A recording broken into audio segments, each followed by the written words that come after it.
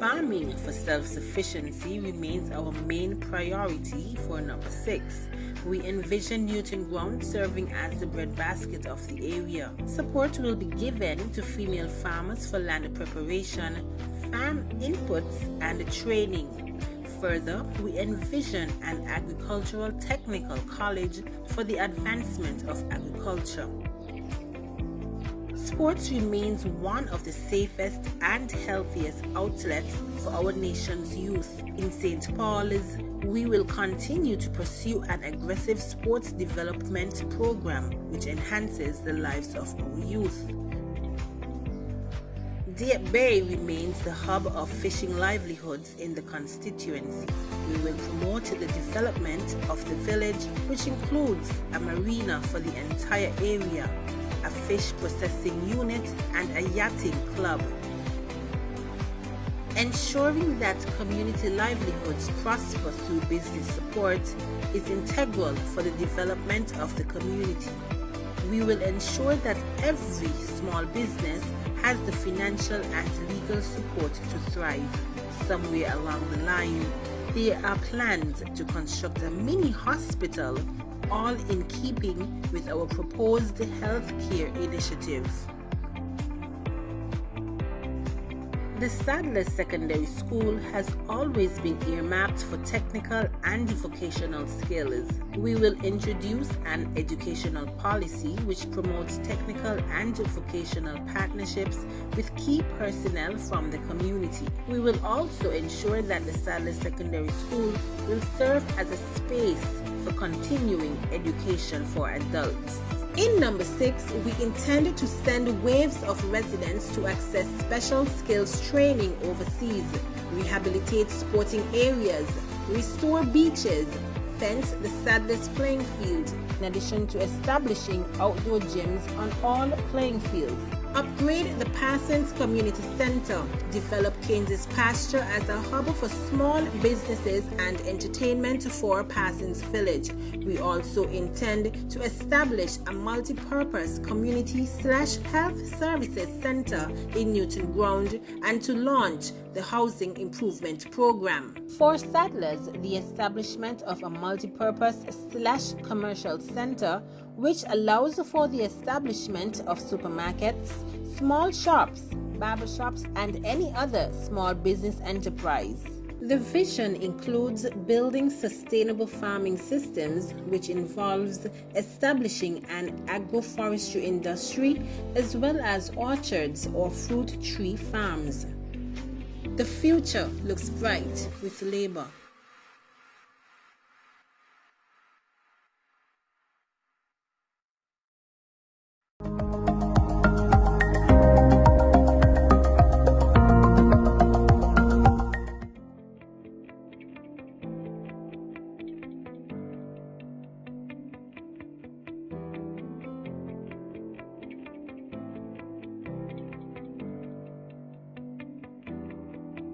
Farming for self-sufficiency remains our main priority for number 6.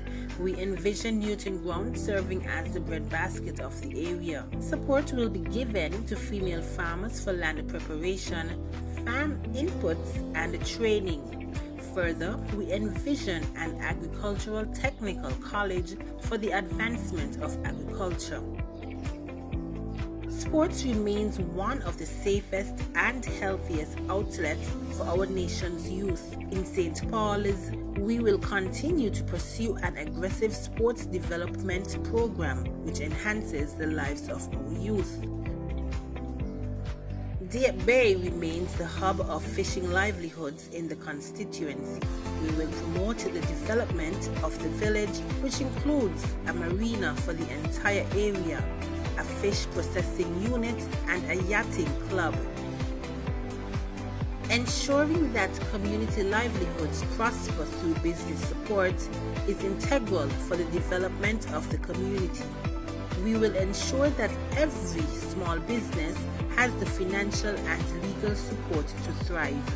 Somewhere along the line, there are plans to construct a mini hospital, all in keeping with our proposed healthcare initiative. The Sadler's Secondary School has always been earmarked for technical and vocational skills. We will introduce an educational policy which promotes technical and vocational partnerships with key personnel from the community. We will also ensure that the Sadler's Secondary School will serve as a space for continuing education for adults. In number 6, we intended to send waves of residents to access special skills training overseas, rehabilitate sporting areas, restore beaches, fence the Sadler's playing field, in addition to establishing outdoor gyms on all playing fields. Upgrade the Parsons Community Center, develop Kansas Pasture as a hub for small businesses and entertainment for Parsons Village. We also intend to establish a multi-purpose community/health services center in Newton Ground and to launch the Housing Improvement Program. For Sadlers, the establishment of a multi-purpose/commercial center which allows for the establishment of supermarkets, small shops, barbershops, and any other small business enterprise. The vision includes building sustainable farming systems, which involves establishing an agroforestry industry as well as orchards or fruit tree farms. The future looks bright with labor.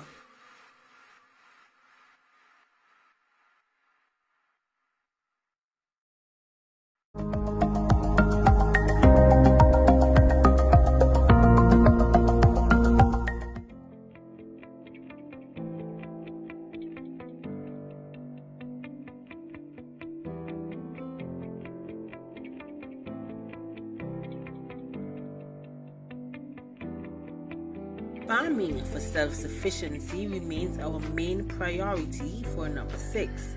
We envision Newton Ground serving as the breadbasket of the area. Support will be given to female farmers for land preparation, farm inputs, and training.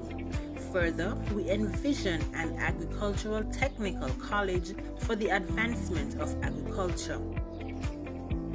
Sports remains one of the safest and healthiest outlets for our nation's youth. In St. Paul's, we will continue to pursue an aggressive sports development program which enhances the lives of our youth. Deer Bay remains the hub of fishing livelihoods in the constituency. We will promote the development of the village, which includes a marina for the entire area, a fish processing unit, and a yachting club. Ensuring that community livelihoods prosper through business support is integral for the development of the community. We will ensure that every small business has the financial and legal support to thrive. Somewhere along the line, there are plans to construct a mini hospital, all in keeping with our proposed healthcare initiative. The Sadler's Secondary School has always been earmarked for technical and vocational skills. We will introduce an educational policy which promotes technical and vocational partnerships with key personnel from the community. We will also ensure that the Sadler's Secondary School will serve as a space for continuing education for adults. In number 6, we intended to send waves of residents to access special skills training overseas, rehabilitate sporting areas, restore beaches, fence the Sadler's playing field, in addition to establishing outdoor gyms on all playing fields. Upgrade the Parsons Community Center, develop Kansas Pasture as a hub for small businesses and entertainment for Parsons Village. We also intend to establish a multi-purpose community/health services center in Newton Ground and to launch the Housing Improvement Program. For Sadlers, the establishment of a multi-purpose/commercial center which allows for the establishment of supermarkets, small shops, barbershops, and any other small business enterprise. The vision includes building sustainable farming systems, which involves establishing an agroforestry industry as well as orchards or fruit tree farms. The future looks bright with labor.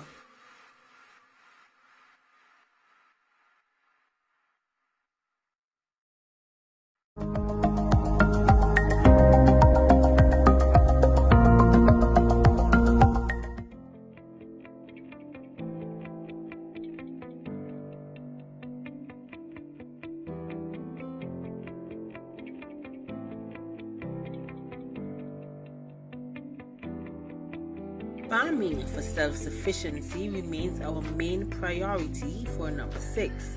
We envision Newton Ground serving as the breadbasket of the area. Support will be given to female farmers for land preparation, farm inputs, and training. Further, we envision an agricultural technical college for the advancement of agriculture. Sports remains one of the safest and healthiest outlets for our nation's youth. In St. Paul's, we will continue to pursue an aggressive sports development program which enhances the lives of our youth. Deer Bay remains the hub of fishing livelihoods in the constituency. We will promote the development of the village, which includes a marina for the entire area, a fish processing unit, and a yachting club. Ensuring that community livelihoods prosper through business support is integral for the development of the community. We will ensure that every small business has the financial and legal support to thrive. Somewhere along the line, there are plans to construct a mini hospital, all in keeping with our proposed healthcare initiative. The Sadler's Secondary School has always been earmarked for technical and vocational skills. We will introduce an educational policy which promotes technical and vocational partnerships with key personnel from the community. We will also ensure that the Sadler's Secondary School will serve as a space for continuing education for adults. In number 6, we intended to send waves of residents to access special skills training overseas, rehabilitate sporting areas, restore beaches, fence the Sadler's playing field, in addition to establishing outdoor gyms on all playing fields. Upgrade the Parsons Community Center, develop Kansas Pasture as a hub for small businesses and entertainment for Parsons Village. We also intend to establish a multi-purpose community/health services center in Newton Ground and to launch the Housing Improvement Program. For Sadlers, the establishment of a multi-purpose/commercial center which allows for the establishment of supermarkets, small shops, barber shops, and any other small business enterprise. The vision includes building sustainable farming systems, which involves establishing an agroforestry industry as well as orchards or fruit tree farms. The future looks bright with labor.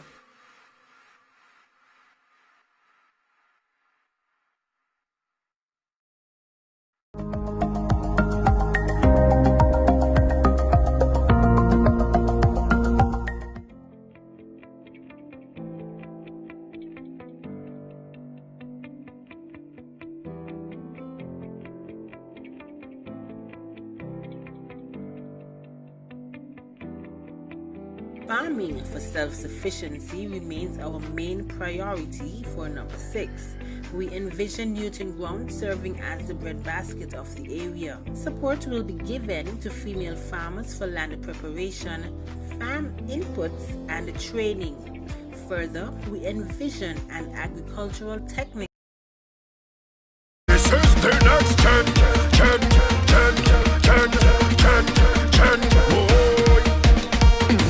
It's time to remove to the next gen. Time to give the country a lift. And I have a message for SKN. Victory is coming on June the 5th. So glorify them with love, win them with love. them with love. We moving forward. Now everybody take out all their arms and let me jump till labor, till labor, till labor, till labor, army, till labor, till labor, till labor. Army is a nation of red, red, red, red, red, red, red. This is the next gen.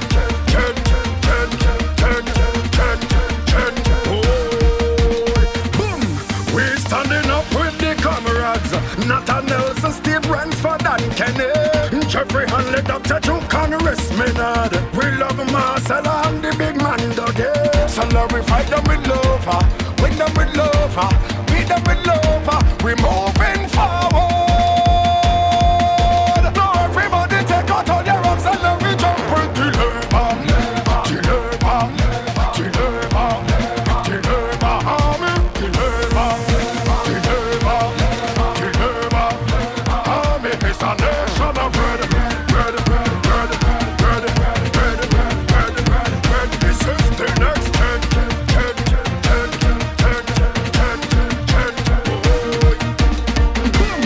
Time to remove to the next gen. Time to give the country a name. And now you have a message for SKN. Victory is coming on June the 5th.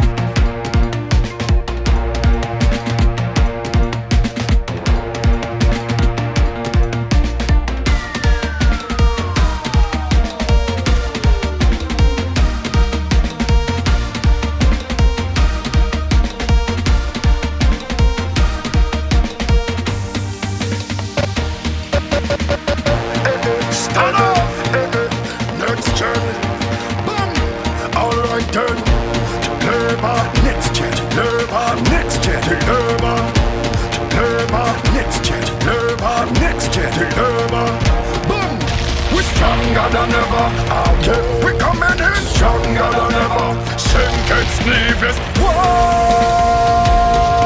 Let we go. Everybody start to jump with the labor, the labor, the labor, the labor army, the labor, the labor, the labor army is a nation of red, red, red, red, red, red, red. This is the next gen.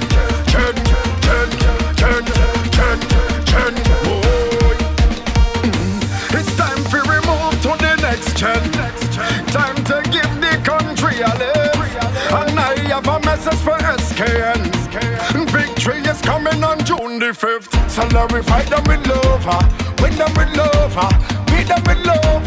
We moving forward. Now everybody take out all their arms and let me jump and kill labor, kill labor, kill labor, kill labor, army, kill labor, kill labor, kill labor. Army is a nation of red, red, red, red, red, red, red, red. This is the next gen.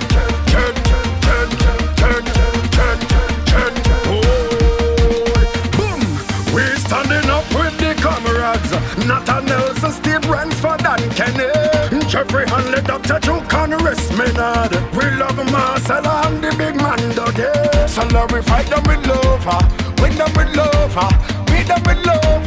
We moving forward. Now everybody take out all their arms and let we jump and kill labor, kill labor, kill labor, kill labor, army, kill labor, kill labor. It's a nation of red, red, red, red, red, red, red, red, red. This is the next gen.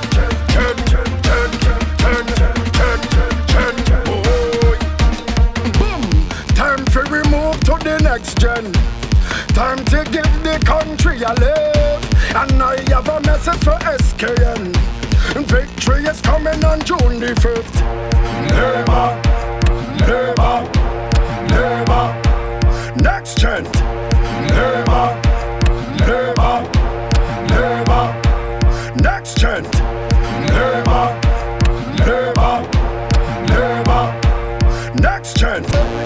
Stand up. Next gen. Boom. Alright then. Labour. Next gen. Labour. Next gen. Labour.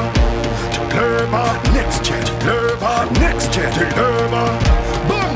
We're stronger than ever, okay. We're coming in stronger than ever. Sing Kitts-Nevis, why? Let we go. Everybody start to jump with the labor, the labor, the labor, the labor army, the labor, the labor, the labor army is a nation of red, red, red, red, red, red, red, red. This is the next gen.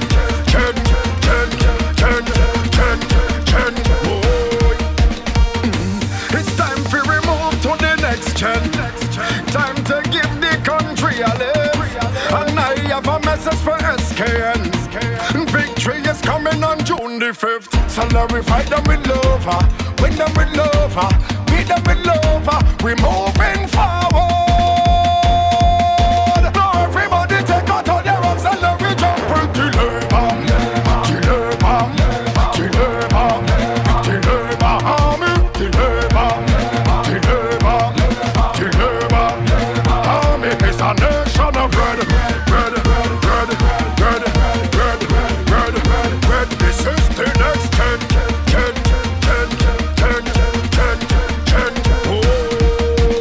Boom! We're standing up with the comrades. Nathan Nelson, Steve Ransford and Kenny, Jeffrey Hanley, Dr. Duke and Rest Maynard. We love Marcella and the big man Dougie. So let we fight them with love, win them with love, beat them with love. We moving forward. Now everybody take out all their arms and let we jump and kill labor, kill labor, kill labor, kill labor, army, kill labor, kill labor, kill labor. Army is a nation of red, red, red, red, red, red, red, red, red. This is the next gen.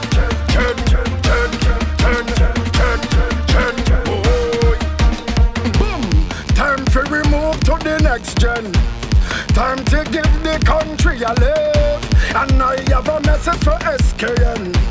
Victory is coming on June the 5th. Labour, Labour, Labour. Next gen. Labour, Labour, Labour. Next gen. Labour, Labour, Labour. Next gen. Labour, Labour, Labour.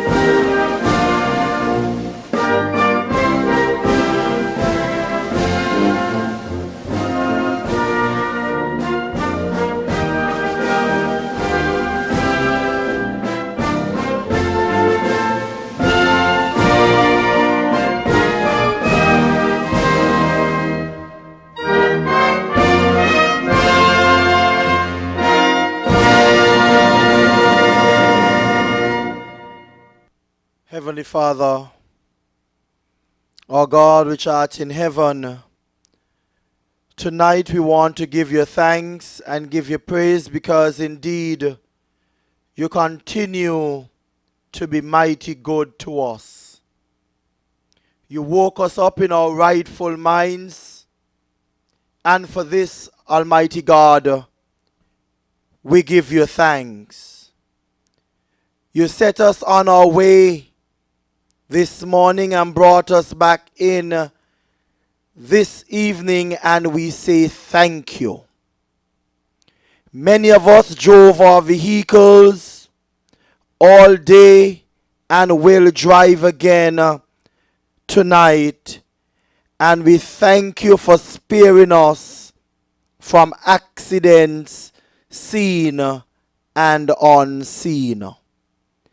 And tonight, Almighty God, as we bring this meeting before you, I pray that you will bless and anoint each and every one of the speakers tonight.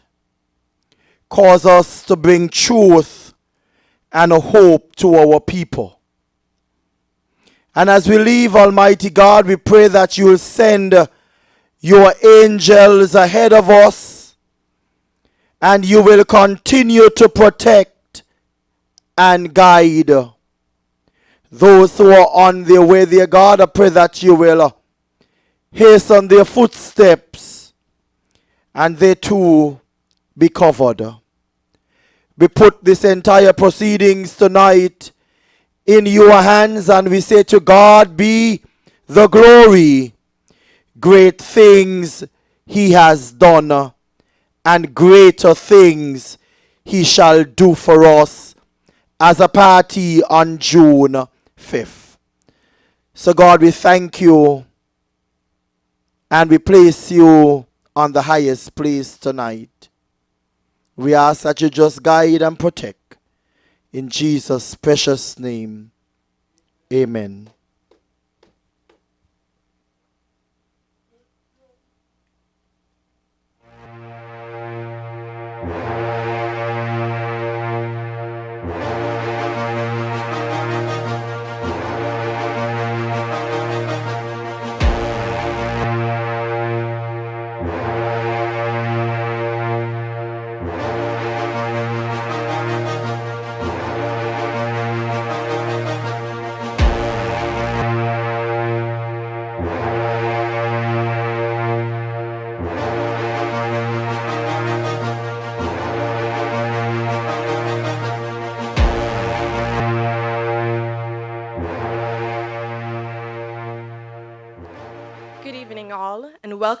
Welcome to yet another NextGenSKN interactive virtual public meeting.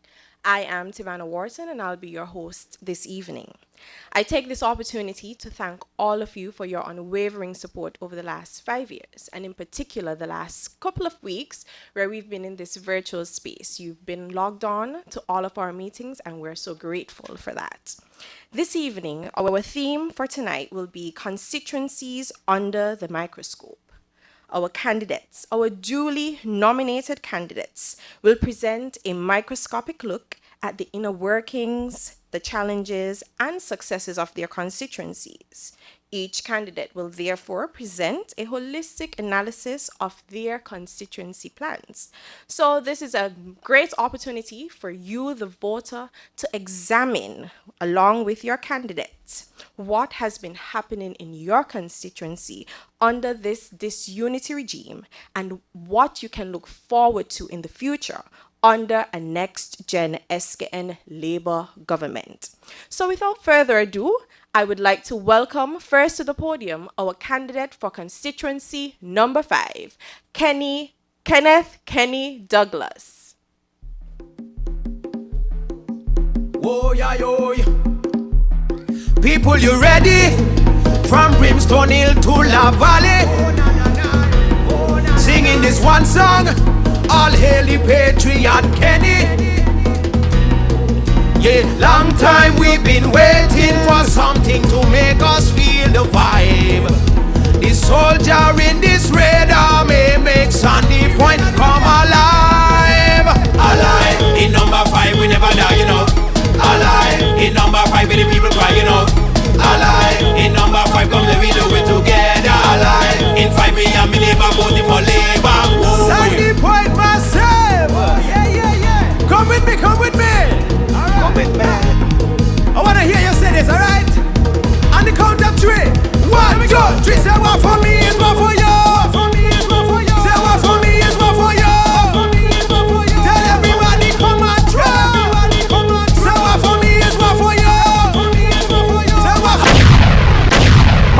People of the Federation of St. Kitts and Nevis, a pleasant good evening to you. My good people of Constituency number 5, a pleasant good evening to you also. Remember, it is SP, where the best be. The good people of Constituency number 5. Ladies and gentlemen, I am energized. I am revived. I am alive. I am feeling sweet and nice this evening because I know it will be problems coming this Friday, 5th June 2020. I want to give you all a joke before I start, my good people. Today, going around in my constituency, I met up my opponent. Oh my God, it was a big laugh. And all he said to me, he said, licks, licks, licks for me. But I want to say to you, I just ignored him. I paid him no mind at all because he is saying licks. But I want him to know that the people of constituency number 5, they are the ones who will be giving him licks this coming Friday, June 5th, 2020. He will be the one who will be receiving all the reject and all the neglect.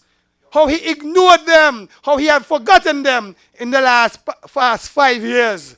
And this coming Friday, they will in turn reject him. They will neglect him. They will forget him. They will ignore him because the people of constituency number 5, they are sick and fed up of him. They gave him a job for 15 long years. 15 long years. 3 terms he got from the people of Sandy Point, the good people of constituency number 5. But what he did, in the first 2 terms, he told them he couldn't do anything. He told them his hands were tied. That's what he said to the good people of constituency number 5. Fast forward to 2015, I always say this, Sean is not a leader. And we, the people of constituency number 5, we deserve leadership. We deserve proper representation. All he did in 2015 was party, party, party. You saw him in all the videos. All the videos. He in Antigua, Carnival. St. Vincent, Carnival. Grenada, Carnival.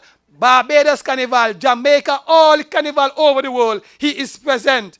But cannot bring back anything substantial to our carnival here in St. Kitts-Nevis.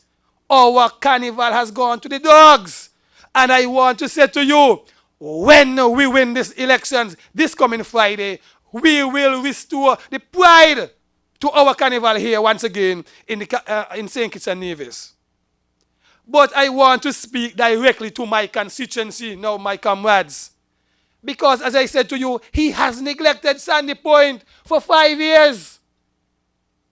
I remind you the other day that he told the people, when Jacinth Henry Martin ran, he asked the people to run back to Birdwalk.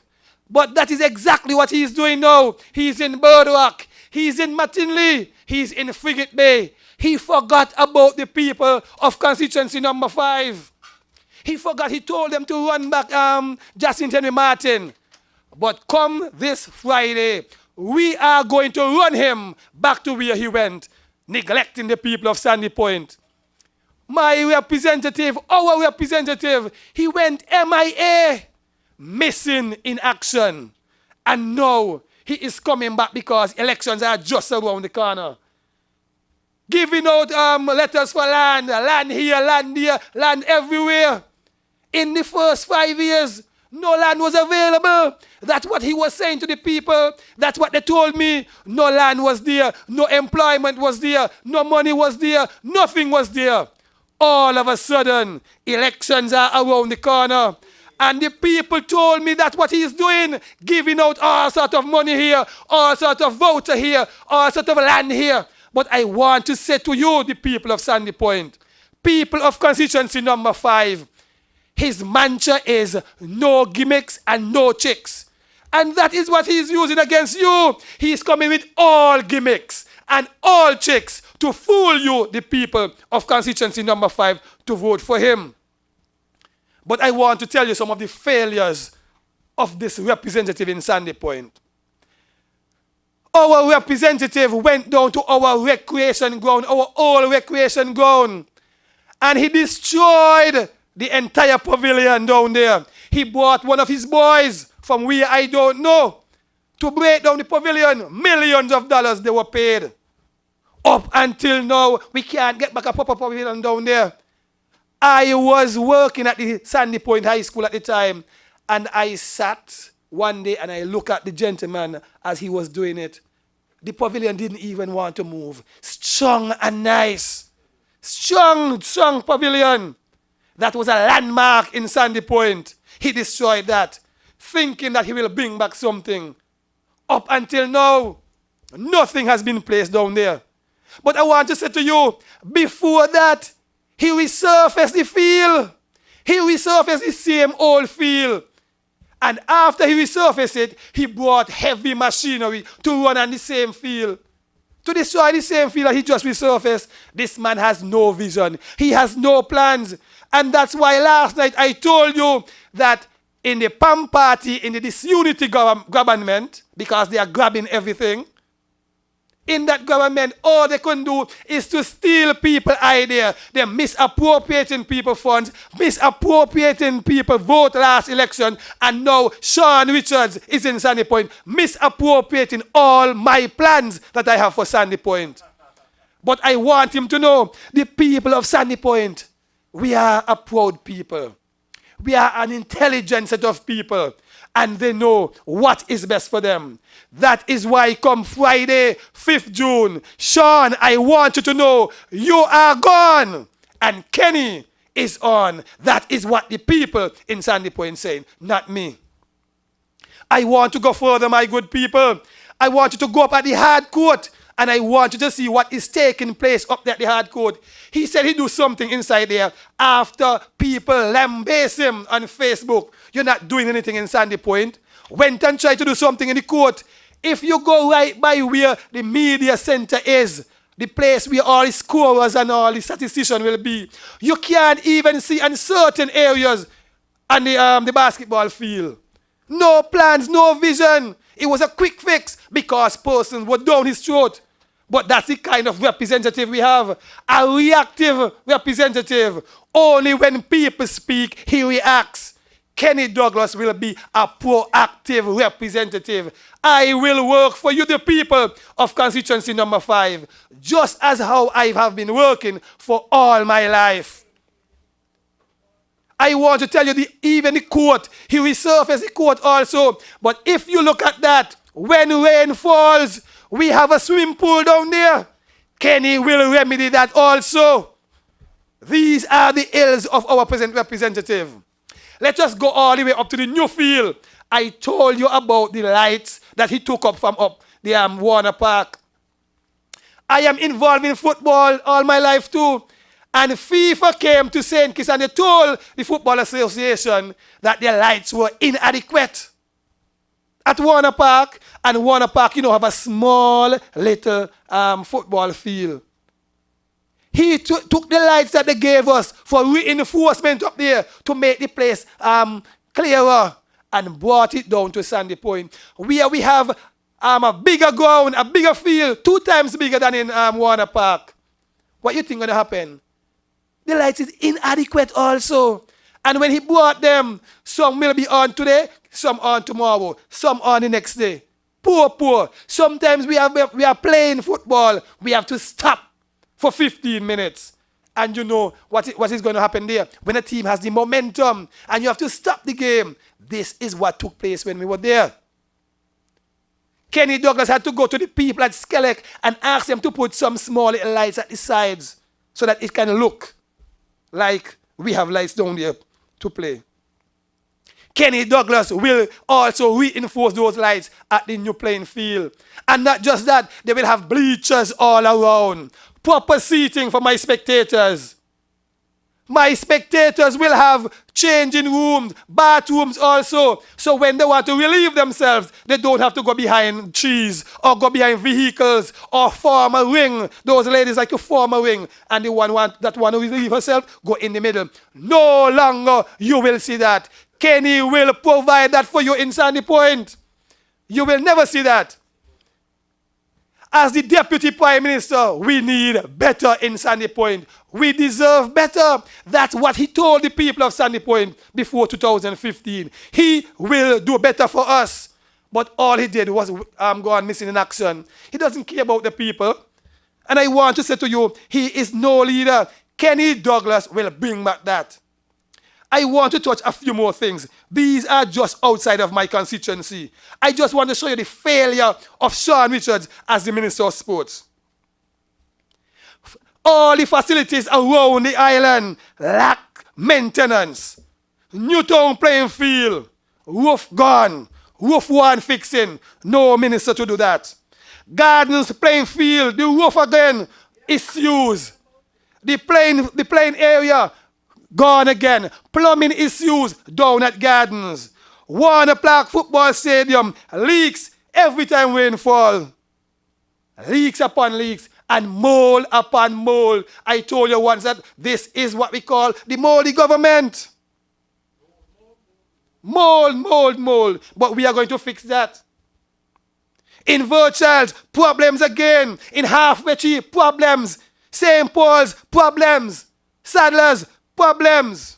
He has neglected all of these playing field because I told you already, this man knows nothing about sports here in St. Kitts-Nevis. He knows nothing about sports.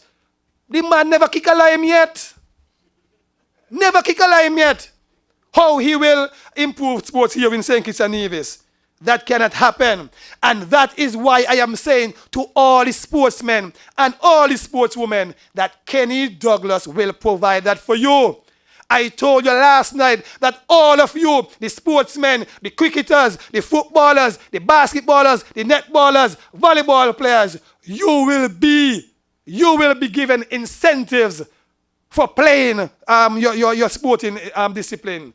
You will be incentivized. We will ensure that that happens to you because we love what you are doing and we want to make sure that you stay motivated. I want to end quickly by touching the track and field because I said it today in Sandy Point. Sean Richards told people that he will build a new Bastia High School on the aquifer. And he will build a track and field track around that same school. That will be a stone's throw away from Kim Collins' track. Tell me if Sean Richards has any vision. Charles Email Secondary School, Sandy Point High School has been winning the track and field championship 27 out of 43 times. And Sean Richards is going to come and tell the people of Sandy Point, he will build another track next to one track. When the people in Sandy Point, Newton Ground, St. Paul's, Deep Bay, those communities that support the Charles E. Mill Secondary School have been winning for such a long time. Even the people at Sandy Point Primary School has been winning that also, primary school championship. And he has nothing for them. Nothing. All he does is just move away from Sandy Point. But I want to say to you, the people, Kenny Douglas will restore all of this. Kenny Douglas will bring back pride to sports here in St. Kitts-Nevis. And that is why I want all the sportsmen, all the sportswomen all around St. Kitts-Nevis, vote for a Labour candidate. Vote for the Labour candidate in your constituency. It doesn't matter where you are, because you voting for a Labour candidate will bring back pride, not just to sports, but to youth and culture and in all areas in the Federation of St. Kitts-Nevis. And I want to end by speaking to my gente de Dominicana, la gente de Cuba y la gente de Venezuela. Yo quiero decirles a ustedes, yo quiero comunicar con ustedes. Votan, por favor, por el equipo Labor. El equipo de Labor les van a desorar siempre, siempre. Ellos no les quieren a ustedes. Ellos siempre solo quieren robar el dinero del gobierno. Quieren robar a ustedes también. Pero recuérdense, la gente de Dominicana, en 2016 les llevaron a ustedes a la cárcel porque no quieren a ustedes. Y ahora, en 2020, están diciendo que queremos a ustedes. No, mentira. Eso es mentira. Votan para el futuro de sus hijos. Si tú quieren un futuro bueno para los hijos de nosotros o de ustedes, ustedes tienen que votar para el equipo de labor. Así que, junio 5, 2020, votan en número 1 por el doctor Jeffrey Hanley. En Constituency número 2, hay que votar para la reina Marcela Libor. Y en número 3, por el hombre que van a ganar para ustedes, Conres Maynard. Y si hay gente de Venezuela, y de Dominicana y Cuba que están en número 4, y 5, y 6, y 7, y 8, votan para el candidato de labor. Muy buenas noches. Good night to everyone, and thank you very much.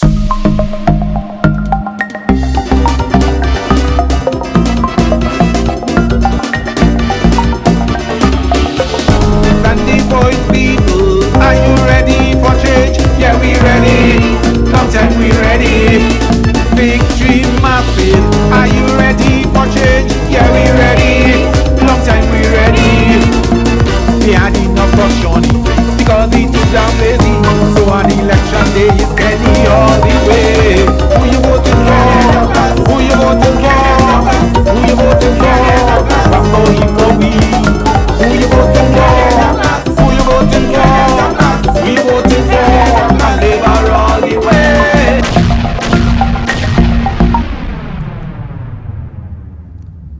Thank you to our representative from constituency number 5.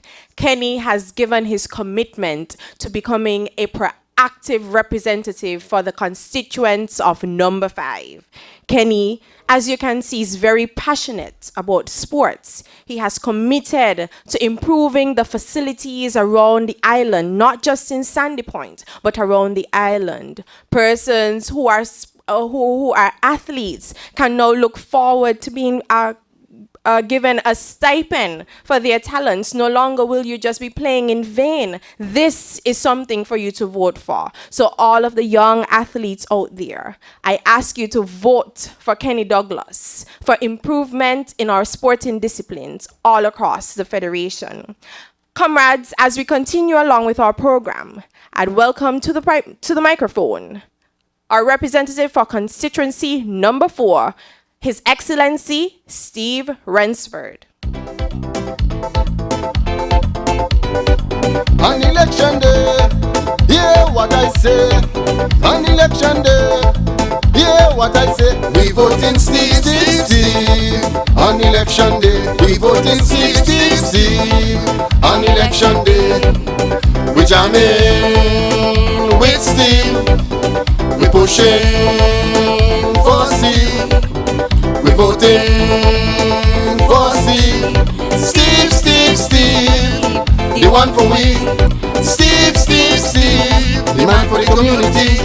Steve, Steve, Steve, our leader in he. Even Lindsay say we voting Steve anyway.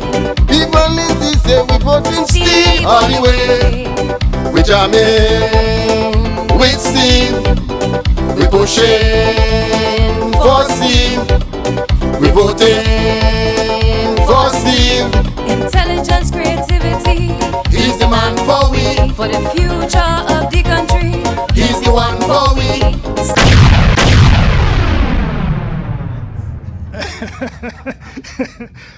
Good night to all the listeners to this virtual public meeting. And tonight we are rolling forward to that victory on June 5th, Friday instant. Tonight, good night to those in the diaspora, and a special good night to those in constituency number 4.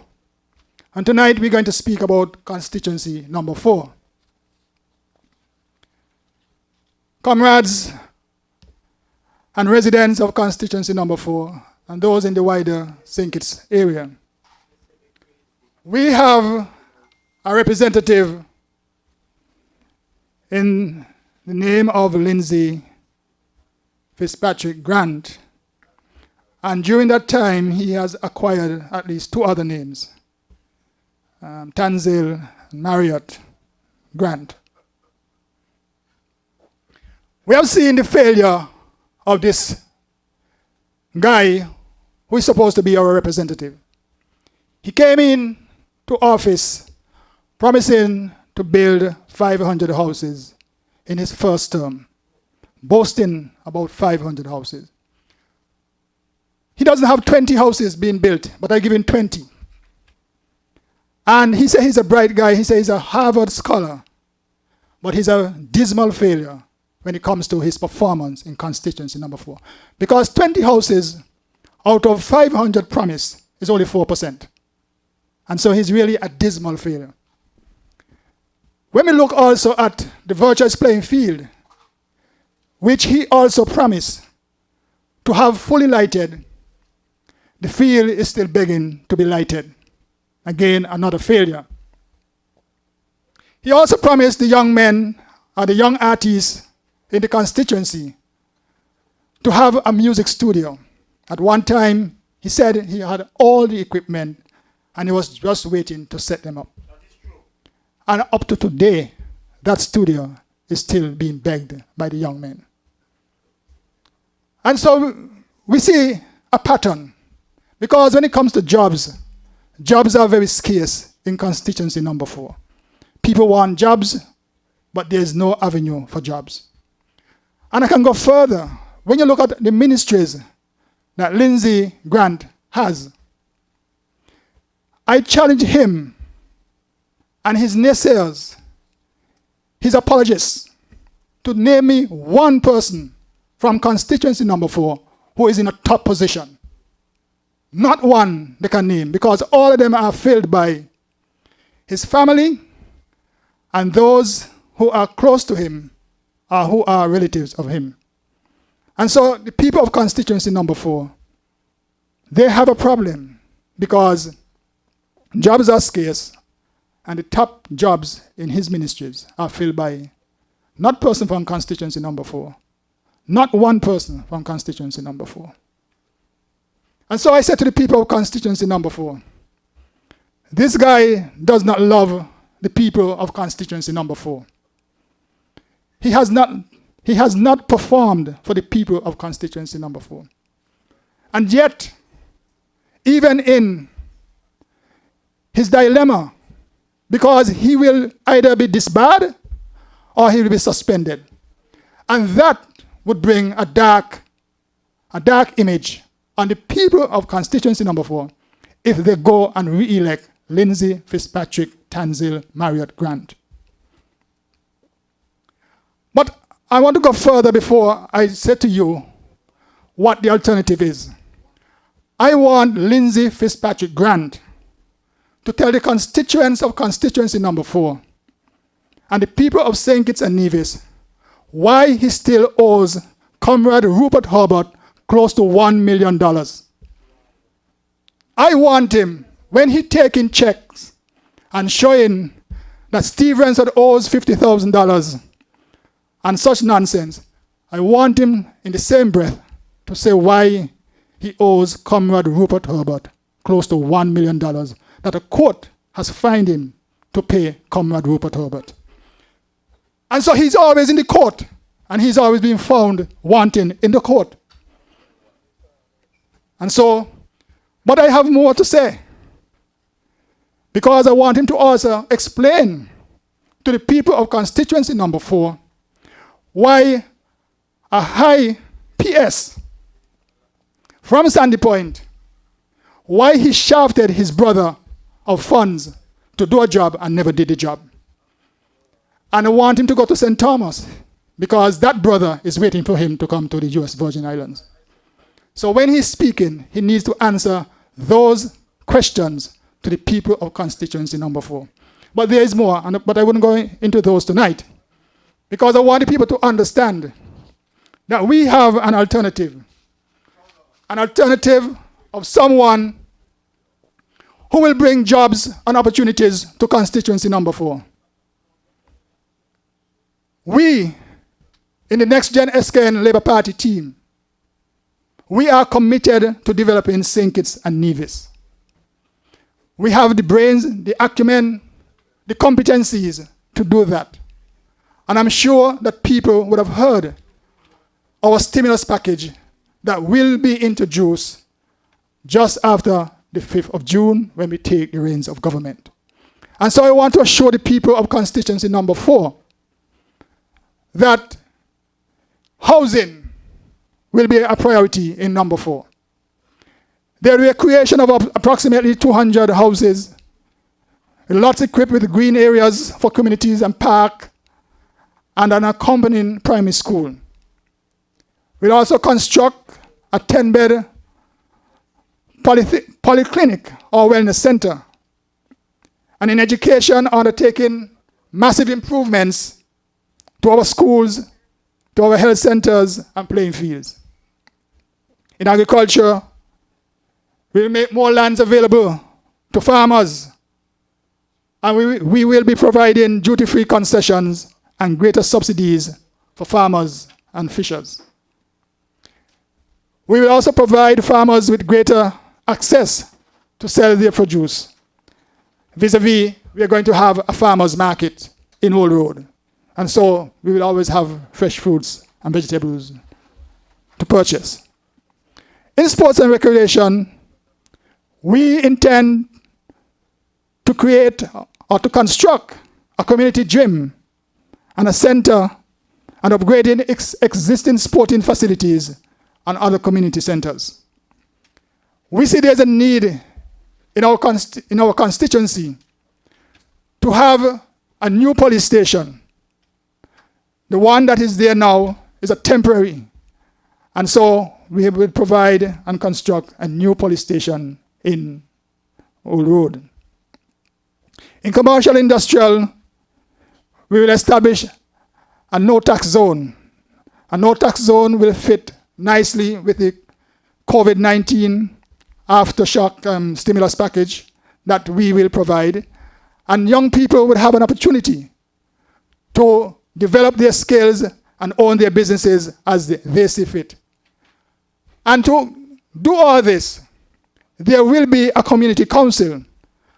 A community council is similar to a political center that will allow constituents an opportunity to make their concerns known and to be addressed, because the minister cannot do it all. And so the council will assist the minister in making sure that the residents achieve what they would want to achieve. And so for too long, our constituents have been crying out for houses, crying out for opportunities, crying out for jobs. And the present representative has been found lacking. I want to say to the people of constituency number 4 that whatever you desire within the sphere of the law and of reason, that your representative, Steve Ransford, will provide the opportunity for you to achieve. We no longer want someone who is scarred by scandal after scandal, as Lindsey Grant has been. Plus, the government overall is scandal-ridden. We need a government that all people can be proud of. We need a representative that will take your interests at heart. A representative who lives in your area, who is committed to your area, and who will be in your area. No longer would we want a representative who lives in a hill, hard to find, who does not have to pass through the constituency to go to his home. That is a telling indictment in the type of representation that we have at present. And so I say to you, you have a choice to make. You have a choice to make for your children. You have a choice to make for your constituency. And you have a choice to make for your country. Steve Ransford stands tall. He stands ready for you. He stands ready to provide for you. He stands ready to fight for constituency number 4. And as Dwyer and Sam said tonight, they believe, based on what I'm saying, that number 4 will be the envy of many constituencies. I will fight for you. And I want you to give me that support on June 5th. Vote the hand. Vote Steve Rensford. Vote Labour. And Labour will provide the opportunities for you, the constituents of constituency number 4. Thank you and good night. And God bless you. On election day, hear what I say. On election day, hear what I say. We vote in Steve, Steve, Steve. On election day, we vote in Steve, Steve, Steve. On election day, we jam in with Steve. We pushing for Steve. We voting for Steve. Steve, Steve, Steve. The one for we. Steve, Steve, Steve. The man for the community. Steve, Steve, Steve. Our leader in here. Thank you to Steve Rensford, our representative for constituency number 4. Steve has presented his plans. Steve is an honest man and dedicated to the people. And so constituency number 4, as Steve has rightfully said, you have a choice to make. And I'm certain that the choice is clear. On June 5th, go out and vote for Steve Rensford. So as we move right along, we will welcome to the podium the man who will win bigger in constituency number 3, the Honorable Conress Maynard.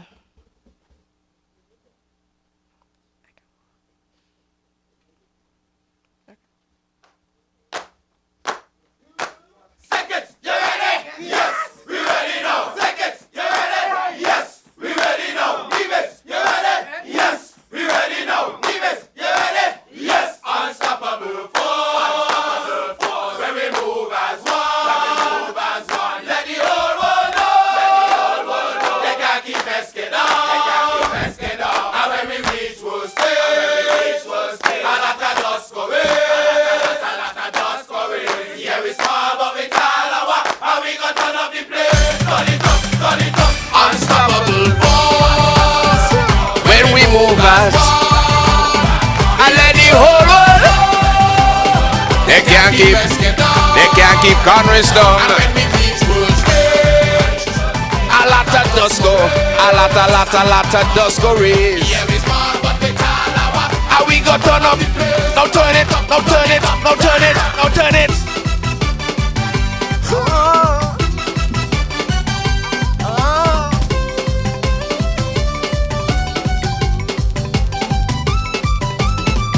Will you ever sit and watch your homeland plunder just because you do not vote Labour? I wanna hear you shout it. Will you stand and let the low-life little gangster jeopardize with bread and with butter? I wanna hear you. So let me show the world that we can overcome our tribulations whenever we live and move as one. So let me show what togetherness achieve, and we can make it as long as we believe. That's why if when election come, we vote in Labour strong and rocking the whole of tongue unstoppable. When we move as and let the whole world, they can't keep Labour. Pull up, pull up, pull up, pull up, pull up, pull up. Unstoppable force. That is what the St. Kitts-Nevis Labour Party Next Gen will be in this 2020 election of June 5th. I want to say a special good evening to everyone listening at home in the comfort of your homes during these continued lockdowns. Decision Day is upon us. And on June 5th, we have a critical decision to make in this country. You see, the government has been doing a lot of things, such that everybody seems to believe that the government has some sort of trick up its sleeves. Everyone is realizing that there is a sense of unfairness and injustice taking place, such that I'm getting calls from all sorts of people saying, check this, check that, look out for this, look out for that. Because there is just this sense that the government will be dishonest during this election. And that is why I want you to focus on what I'm about to say. You see, if the government,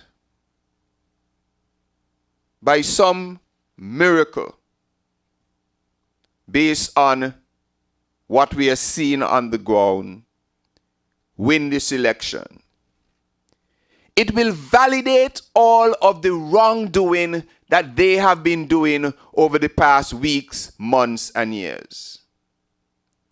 It will bolster Timothy Harris to believe that he was right to spend $1 million on his house, that he was right to sideline civil servants, victimize people, focus exclusively on his close family and friends, that he was right to keep the country under a lockdown while he could be out frolicking about.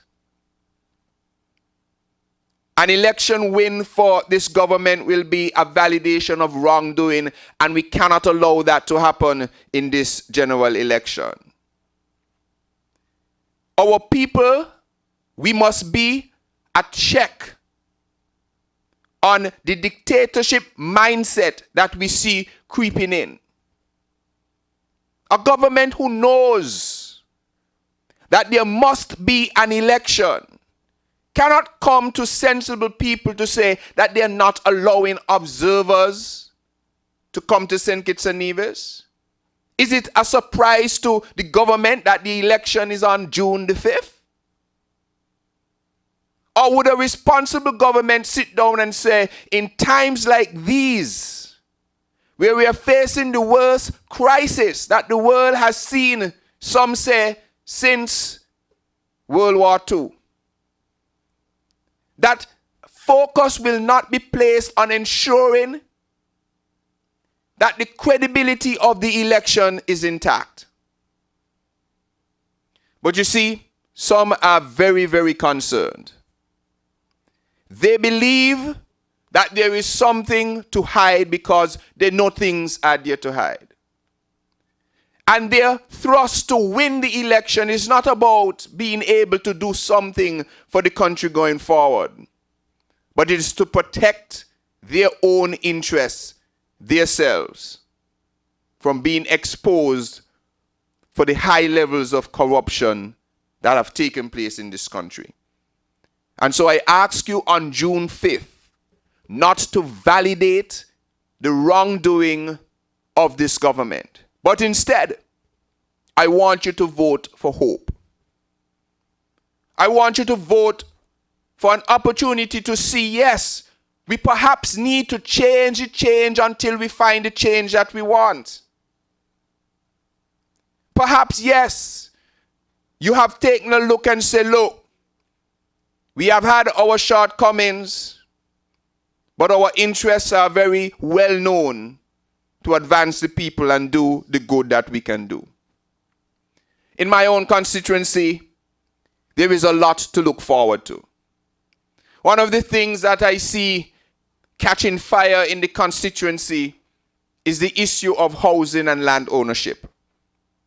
I speak with a number of persons telling them that we will introduce a new dimension to the housing revolution here in St. Kitts-Nevis, where if you can provide the necessary support to show that either yourself or a family member or a self-help group can provide labor to build your house, we are saying as the government, we will provide you with a bundle of materials.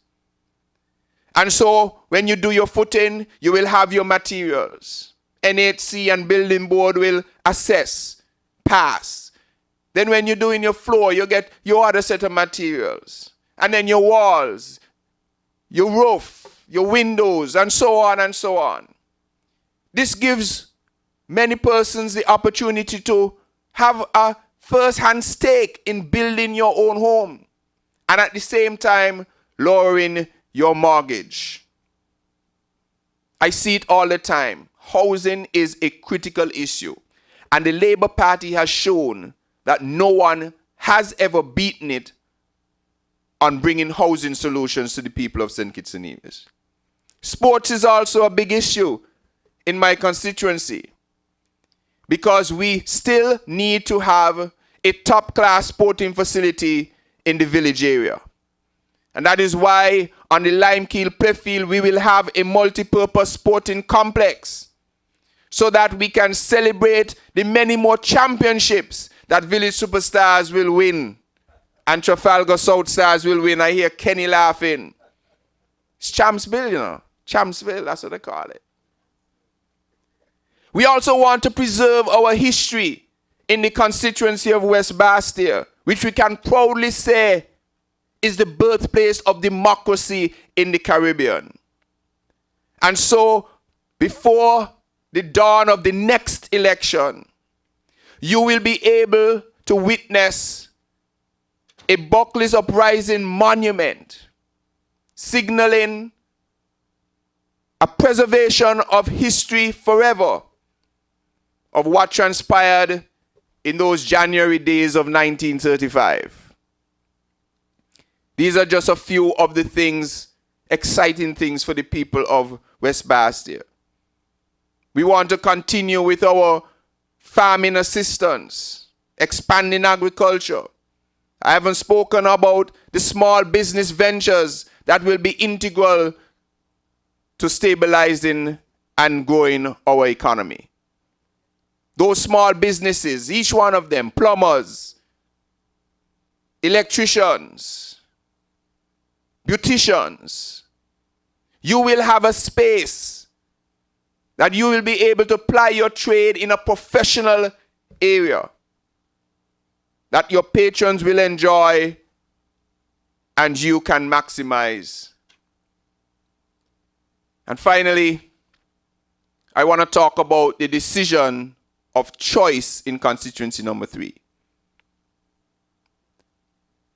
Constituency number 3 is the constituency of Sir Joseph Nathaniel France, a gentleman who understood too well what it means to serve people, what it means to give of yourself. And we have 2 candidates running in constituency number 3.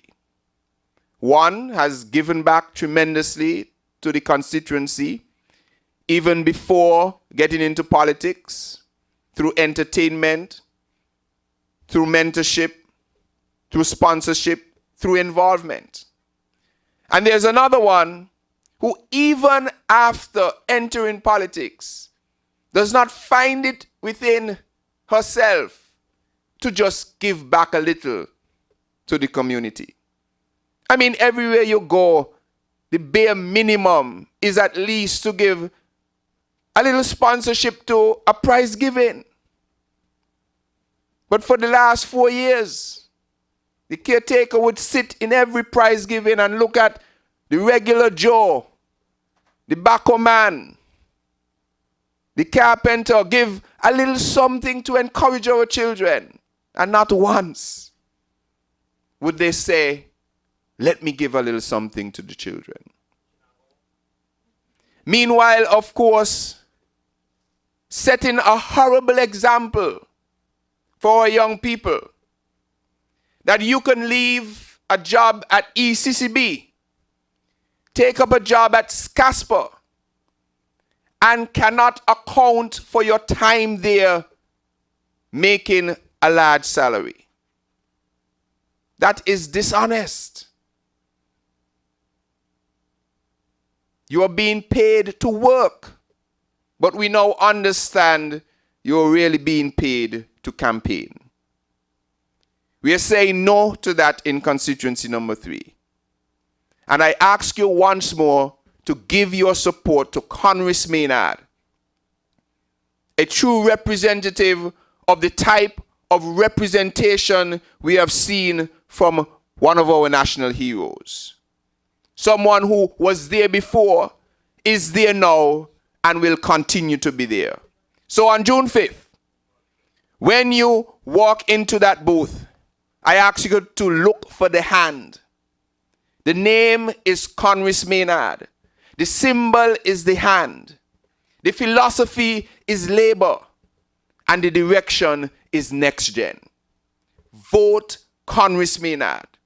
Vote labor. And let us together hold hands and walk into the future. Have a wonderful evening. I love you and good night. We ready now, Nevis, you ready? Yes. We ready now, Nevis, you ready? Yes. Unstoppable force. When we move as one. Let the whole world know. They can't keep SK down. And when we reach, we'll stay. And after dust go away. Yeah, we small, but we tall and what? And we got turn up the place. Turn it up. Unstoppable force. When we move as one. Let the whole world know.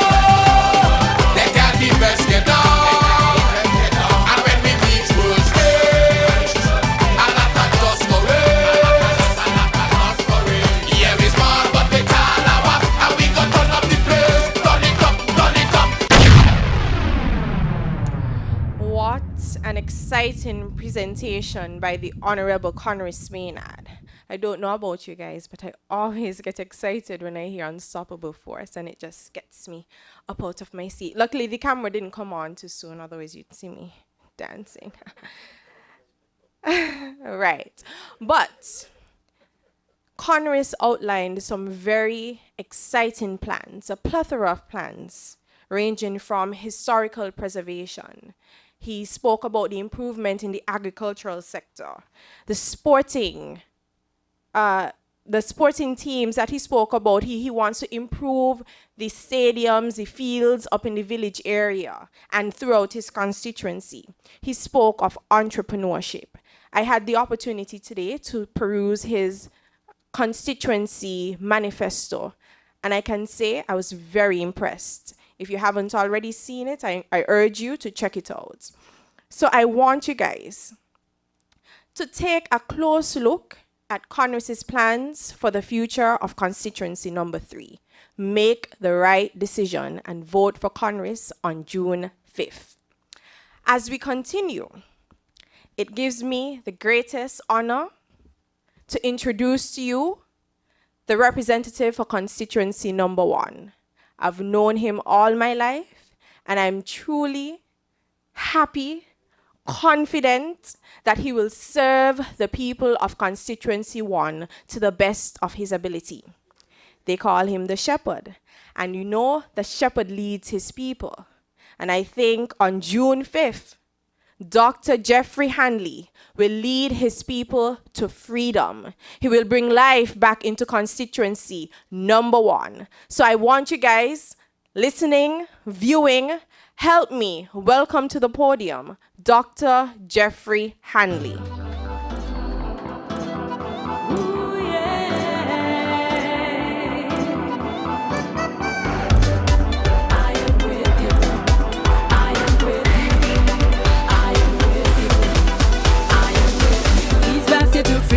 We supporting Jeffrey Hanley. He is the man with the plans to develop a constituency. No matter you young or old, Jeffrey Hanley, he cares no way.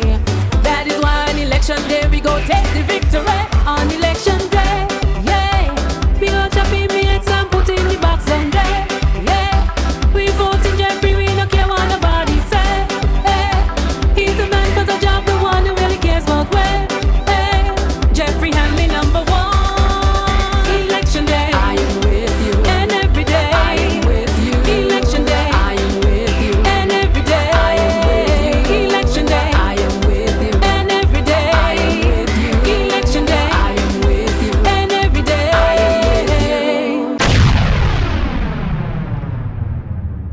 a song. I say thank you to the singer. And you know why you're going to boast tonight? No, she's not from Newtown. She's from Sandy Point. But I have been very influential in her life. Had her almost as a baby in all of my youth programs.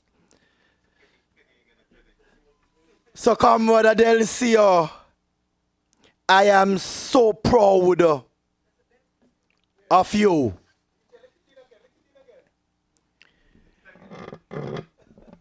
To my good people of East Bastia, I greet you tonight with much excitement and energy.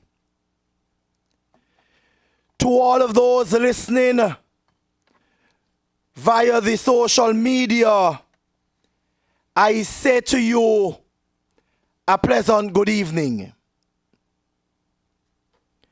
Comrades, all of my colleagues before me would have been speaking to you, reminding you that it is just a few more days left before we go to the polls. Tonight I say to us, we cannot lose focus at this time. They are going to be trying all sorts of desperate moves anytime now, my comrades. But we have our eyes open wide and we are vigilant. Comrades, for the past few weeks, I would have been reminding you that this election is a serious election. When you go to the polls, you will be voting based on your conscience. And with a good conscience, you cannot be satisfied with the economy. With a good conscience, you cannot be satisfied with the job opportunities that this government would have failed to offer. I dare not remind you of our health care service. As an educator, you know how passionate I am about education. You cannot be satisfied with education under this Team Unity government. Look at the state our students are in right now. No leadership, no vision. Affordable housing is a major problem throughout the Federation. And my dear people, do not be fooled with the fake letters that they are trying to prepare and deliver. Imagine 2 days before a general election, they are busy pushing letter in people's hand, left, right, and center. How could you get a piece of land that you have to pay for and you don't know the square footage of the land that they are offering you? a set of blind people.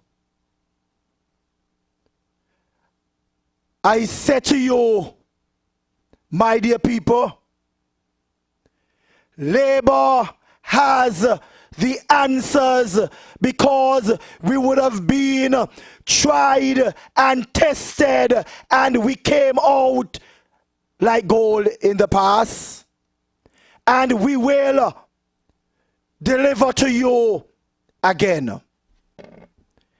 East Bastille, I say to you, do not be fooled by someone who don't care about you. Neglected you for 5 years.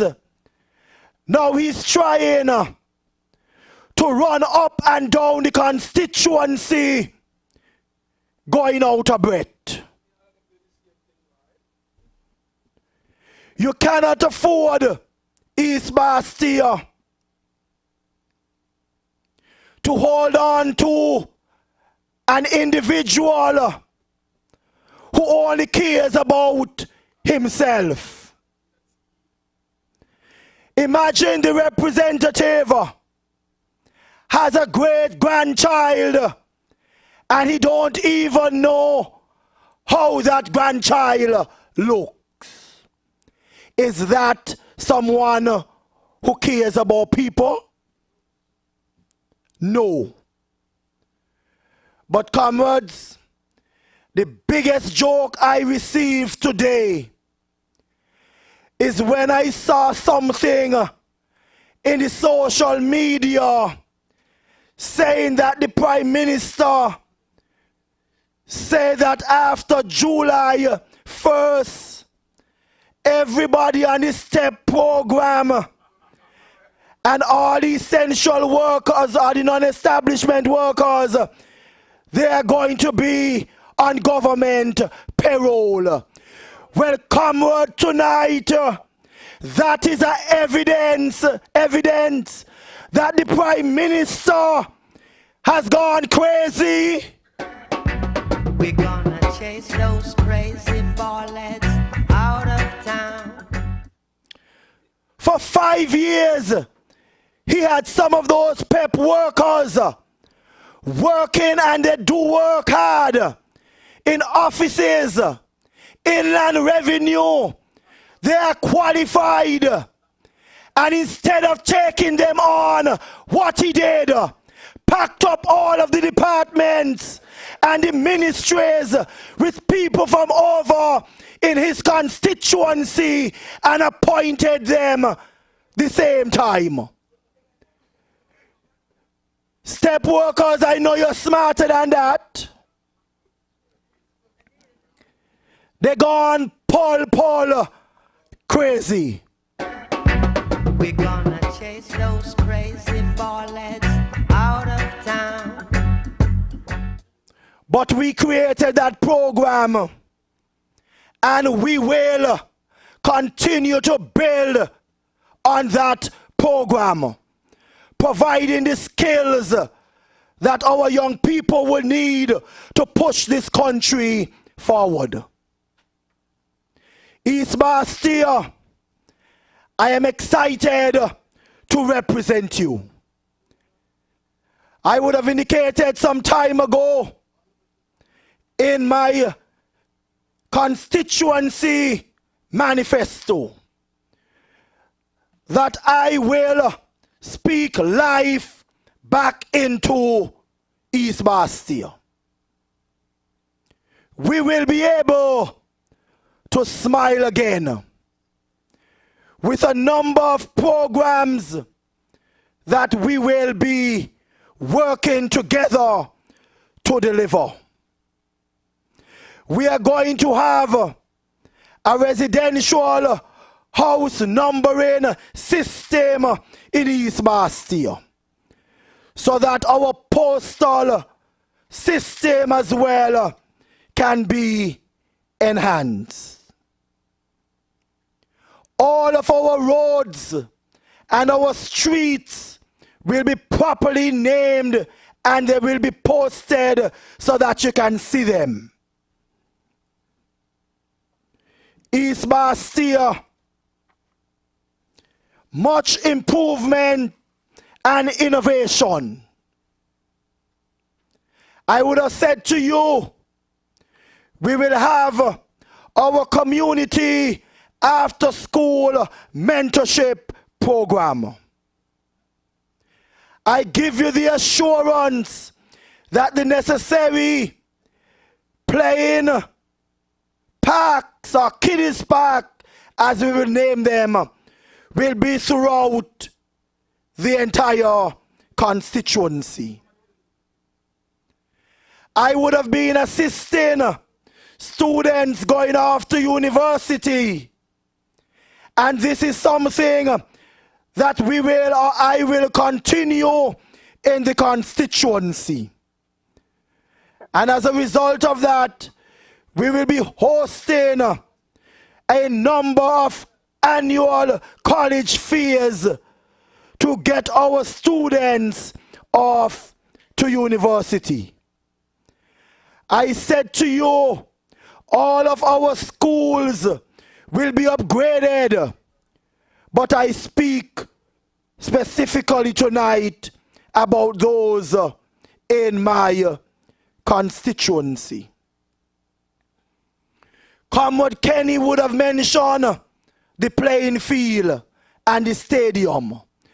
We will renovate our stadium, turning it into a state-of-the-art facility with the necessary gyms, stimulation rooms, the bath and pools and conference rooms and dormitories. This will happen also at the Kim Collins Stadium. We are going to be promoting agriculture as well. So we are going to be pushing backyard farming competitions. Entrepreneurship will be a part of our plans in the constituency. We are going to set up our young entrepreneurs the correct way so that they can survive in their business. You would have heard us saying that a ministry of entrepreneurship or small business would also be established. The entertainers in the constituency would have asked for their music studio, and I will deliver that to the people of constituency number 1. My dear people of East Bastia, the future is bright for this country under a St. Kitts-Nevis Labour government. As you go to the polls on Friday, I urge you to wake up early, pray, and head to the polls. Call a few persons as well. I said to you, my dear young people, nobody can tell or will know who you vote for. The vote is between you and God. Don't be scared about them telling you they must know who you vote for. Many of you have been asking me if they would be able to find out. I said to you, don't be afraid. Be bold. Go in the polling station. Get your ballot and your pencil. And the only thing you look for in East Bastia is the hand. The hand that has always been there for the ordinary man and women of this country. The helping hand, the labor hand. I say to you, East Bastia, I am with you. Vote for the hand in constituency number 1. In number 2, the only symbol you look for is the hand. Vote for the hand in number 2. In number 3, you vote for the hand. In number 4, you vote for the hand. In number 5, number 6, number 7, and number 8, you vote for the hand by placing a neat X in the box. And as they used to say in those old days, it will be whip whop in the box. And as good Elimat would say, in the Makazima. And I say to King Elimat tonight, I will deliver for you in months what Team Unity would have been promising you for the past 5 years. You deserve it, and we will deliver it for you, my brother. Thank you, East Bastia. Thank you, Frigate Bay, Southeast Peninsula, Ponds Pasture, Newtown, New Pond Site, Bladens and Taylors. Thank you, love you, and see you on the road on Friday. And on Saturday, we shall be singing Free at Last, Free at Last. Thank God Almighty, we are free at last. Hold the fort, my dear comrades. Victory is a must. Oh, my comrades, see that signal waving in the sky. Reinforcement now appearing, victory is nigh. Hold the fort for Lion coming, Jesus signal still. Wave the answer back to heaven, by thy grace we will. See the mighty host advancing, Satan leading on. Mighty men are round us falling, courage overthrown. Hold the fort, Orion coming, Jesus signal deliver. where the answer back to heaven, by thy grace we will.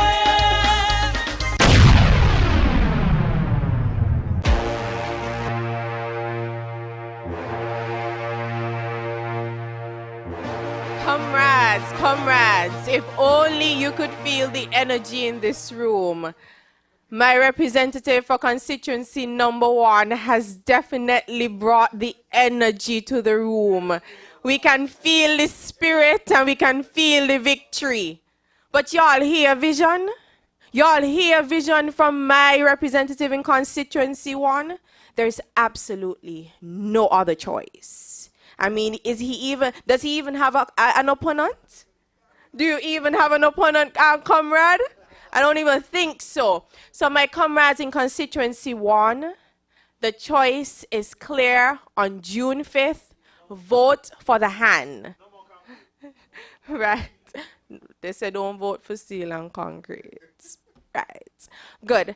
As we continue, I am so pleased to welcome to the podium a young man who is so filled with energy, who is so courageous, who has been hitting the ground and has been doing what he has to do. I said this earlier this year when we launched our policy map, that I think our people will get the biggest shock of our lives. Right. History in the making, they said. And there is just this inert feeling that Mr. Leon winning Nata Nelson is going to do the unthinkable on June 5th. So I want you guys to help me welcome to the podium Mr. Leon winning Nata Nelson as he gives you a look into his constituency and the plans that he have that will make your future brighter.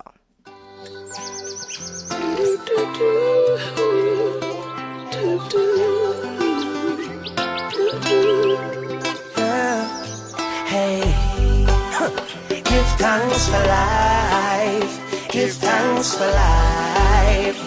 Chimney, chimney.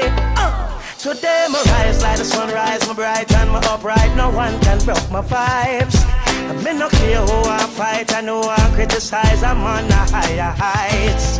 So you can say what you want to and do what you want to. It's no concern to me. Because I have my own vision, me dip on my own mission to rule my destiny. Oh, it's my day to do what the fuck I want to. It's my time, and I'll use it any way I want to. It's my life, and I'm responsible for every action. It's all mine, my day, my time, my life. I beg. Comrades! Comrades! Comrades! You ready? You ready for June 5th, comrades? How you feeling, comrades? How you feeling? I'm feeling good. I'm feeling good. Boy, I wish I could sing. If I could only sing, I would sing, well, well, well, well. Timothy have a problem. If I could sing, I would say, well, well, well, well. Nathan Nelson going to jam them. You don't understand? I'm telling you. Comrades, we are unstoppable. Next Gen is unstoppable. Nathan Nelson is unstoppable. You know, see me unstoppable. You want some me now, make it well. How come everything when me I do about you? I've been through the fire and flames. Me turn up in the cash at all. You want to imagine? Everything we do, about them. Everything the Next Gen do, about them. We unstoppable. The people want Next Gen. We unstoppable. Unstoppable. Who no see we unstoppable? You want some me now, make it well. How come everything when me I do about you? I can't sing the song there though. I can't sing the song there. No matter how much jet I bring in with paraphernalia, Next Gen unstoppable. We are unstoppable because the people want Next Gen. Yes. Good evening to the people of Kitts-Nevis. Good evening to all the listeners and viewers out there. Good evening to the wonderful people of Constituency number 7. And of course, as usual, good evening to the citizens living in the diaspora. Next Gen is here with you tonight. Next Gen is here with you tonight. 3 days. 3 days before the elections, Next Gen is here with you tonight. My comrade Jeffrey would say, any day now. Any day now. The people waiting for Next Gen to take over.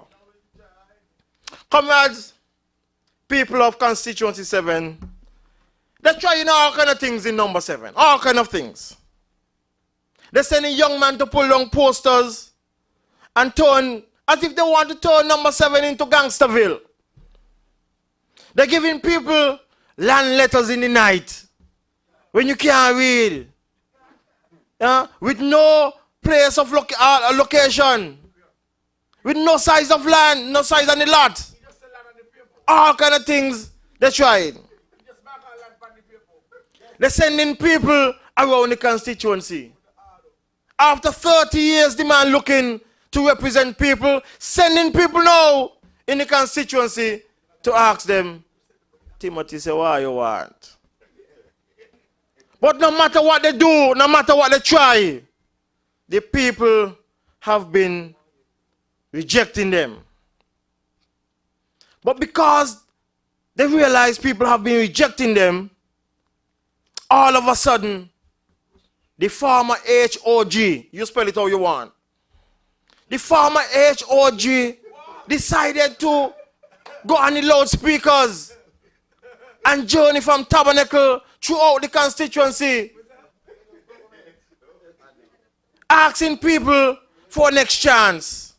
Yes, in case you ain't hear me, the farmer HOG is going around on the loudspeakers and asking people for next chance. But like many of the constituents,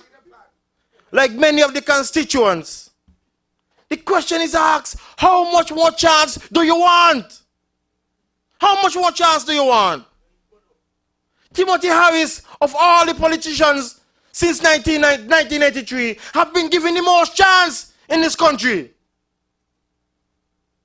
What he have done with that chance are chances that he have gotten over the years. Harris like no other. In 1995, when he wasn't here, he got paid as a full minister salary while his colleagues disagreed with that. What did he do with it? He messed up that chance.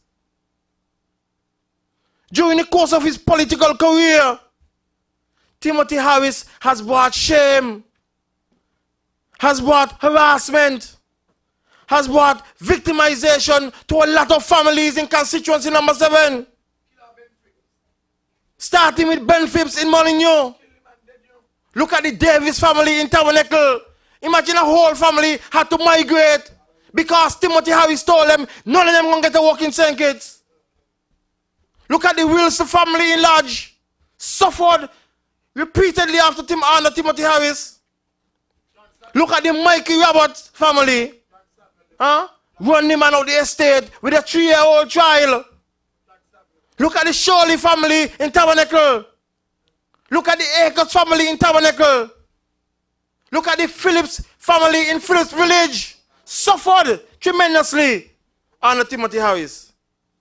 Look at the Carty and the Williams family in Molineux. Suffered again at the hands of Timothy Harris. Timothy Harris brought pain, suffering to a lot of families in the constituency. So what more chance do you want?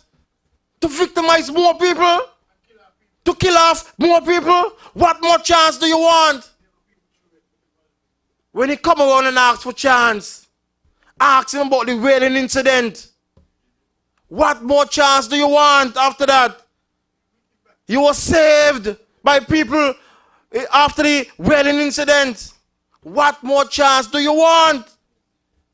That was the first international scandal he got himself into. This is the same Timothy Harris who disgraced our first prime minister and became the national hero. The Simmons family called him up, what do you call him? A power-hungry despot. Embarrassed despot. Embarrass Simmons family. What more chance do you want? How much more politicians you want to embarrass? How much more families do you want to take advantage of? Chance. Look at what he did. He disgraced and betrayed the comrades of labor.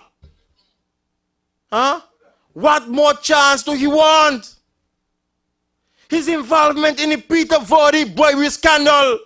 And you know how that went? Begging watch, begging shoes, after party, begging money. The first prime minister in the history of St. Kitts-Nevis to be caught up in a scandal like that. What more chance do you want, Timothy Harris? What more? You was the first prime minister to bring so much embarrassment to this country. What more chance do you want? You failed to bring good governance to the people of St. Kitts-Nevis. Failed completely. So what more chance do you want?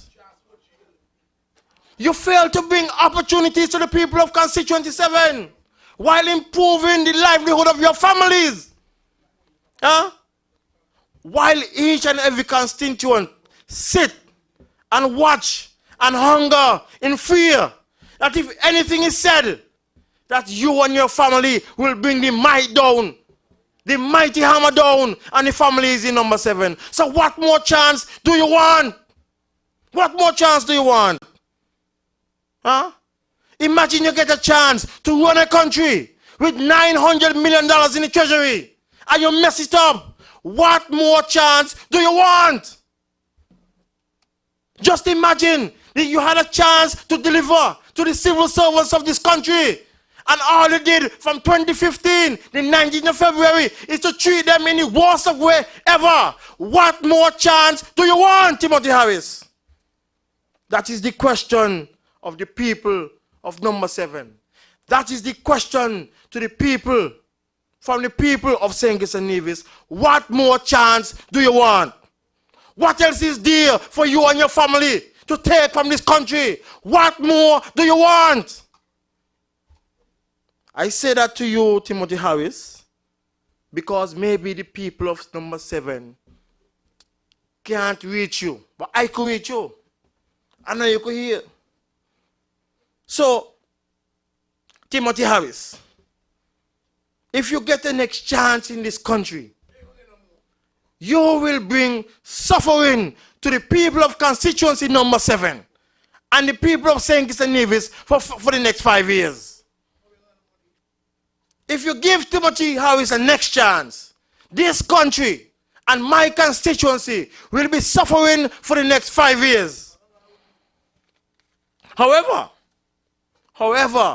people of number 7, however, people of St. Kitts-Nevis, should you choose, should you vote for Leon Nathan Nelson, boy, what a day that will be. That would bring prosperity to the people of St. Kitts-Nevis for the next 5 years. That would bring prosperity and progress to the people of Constituency 7 for the next 5 years and beyond. Because Nathan Nelson have a plan. Nathan Nelson have a plan of progress and prosperity. A plan that will include safer communities. A plan that will include development through education. A plan that will include development through sports. A plan that will include tourism and cultural development. A plan that will include sustainable communities. A plan that will include new jobs and businesses. A plan that will include modern and affordable housing. A plan that will include the development of agriculture. A plan that will include community infrastructure. A plan that will include health for the people of Constituency 7 and the wider St. Kitts-Nevis. Nathan Nelson have a plan. A golden one? Nathan Nelson have a plan. A plan that he commits to. A plan that he will help him hold himself accountable to. So you, the people of Constituency 7, you have a man that is before you. A man that can bring progress and prosperity. A man who has tried to sing.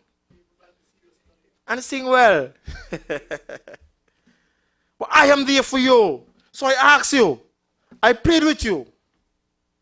Next Gen is stronger than ever. Next Gen is coming stronger than ever. I like that. We're coming in stronger than ever. We're coming in stronger than ever. Next Gen is stronger than ever. Leon Nathan Nelson, stronger than ever. Honorable Marcella, stronger than ever. Jeffrey Hanley, stronger than ever. Candice Maynard, stronger than ever. Steve Welsford, stronger than ever. Dr. Terence Joe, stronger than ever. Kenny Douglas, stronger than ever. Dr. Denzel Douglas, strongest than ever. Strongest, simply the best. The man is simply the best. So on the 5th of June, vote on the 5th of June Vote for a better future. Vote for a better lifestyle for you and your family. Vote for a better economy. Vote in number 7.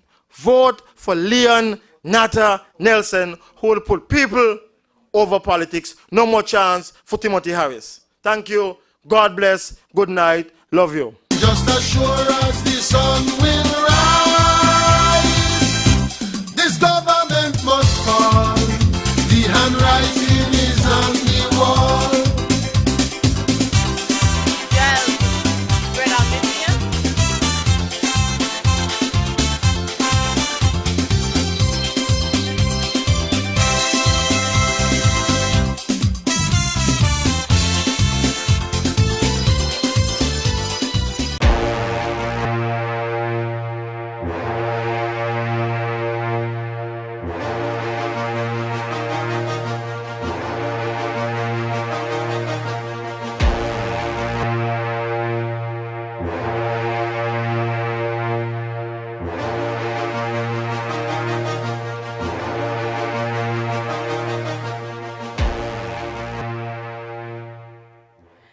They say Leon is our David, and I believe it. Leon got the winning energy, and I love it. So I'm encouraging everyone from constituency number 7 to vote for Leon Natta Nelson on June 5th. Right. Comrades, tonight is about our candidates presenting to you a microscopic vision of their plans for the constituencies.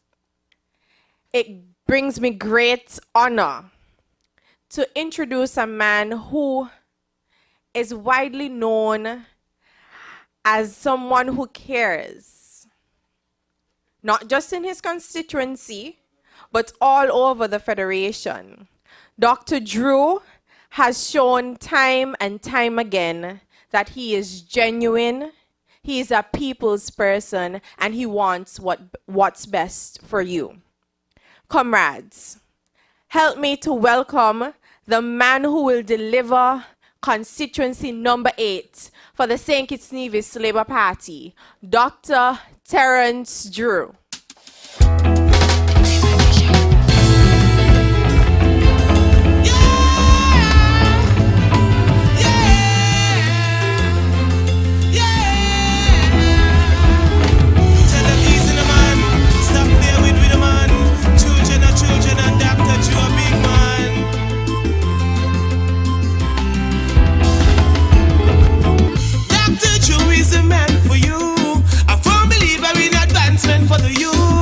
It's time for it to change now. The people ready for the best now. The farmers shouting out, vote for Dr. Drew. School children say them love him too. Healthcare will be better now. Dr. Drew know what it feels like coming from country, and he's only here to make it right for you and me. This is a cry from the ghetto. To help the people, this is a cry from the ghetto. Dr. Drew is here to help the people. This is a cry from the ghetto. Comrades, you ready? Labour people, you ready? You ready for next gen? Because we ready for them. Let them know we ready for them. Don't tell them so. That's how we feed them.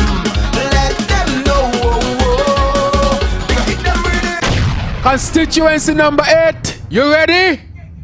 I think we're ready. I just want to say a special good night to all those who are listening to us at this time, the NextGenSKN team.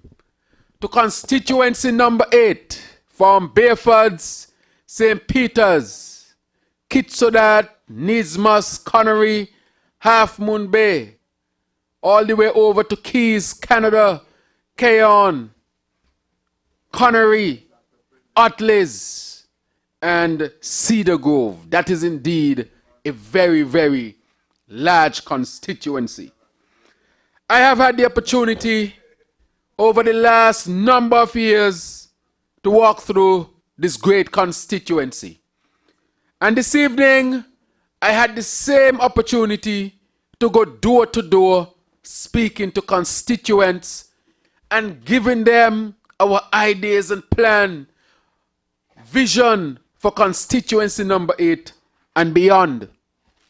And what I've come to recognize over the last few weeks, or maybe even months, 2 months, that people are hurting tremendously.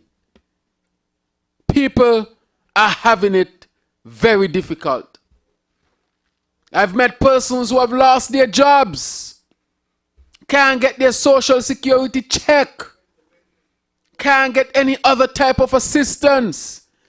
The electricity bill coming in, the water bill coming in, the internet bill coming in, the cable bill coming in, the food bill coming in, child support coming in, school fee coming in, and Lord, no money coming in for the people. Very, very difficult. Met a young woman who said, there's no food in my fridge. I can't afford the food anymore. One told me they had to start boiling some breadfruit. Mackerel too expensive. Can't afford that. Very, very difficult people. Our people are having it at this time. And that is why we are saying that the stimulus package drop short, does not fulfill the need of our people. How is it can you give people less than the minimum wage for them to maintain themselves, for them to pay their bills, for them to look after their families, their children, and meet all their commitments? Why would a government give the people less than minimum wage? If we have already decided that the minimum wage is a wage that at least should keep somebody out of poverty, and you are going to give people only 3/4 of a minimum wage, what are you saying to the people of this country? That it's okay for them now to live in poverty? And that is why under the NextGenSKN stimulus package, we are going to give the people of St. Kitts-Nevis more than the minimum wage. You will get at least $1,550 every month to take care of yourself while we go through the difficulties of dealing with this pandemic. That is a NextGenSKN idea that you will benefit from.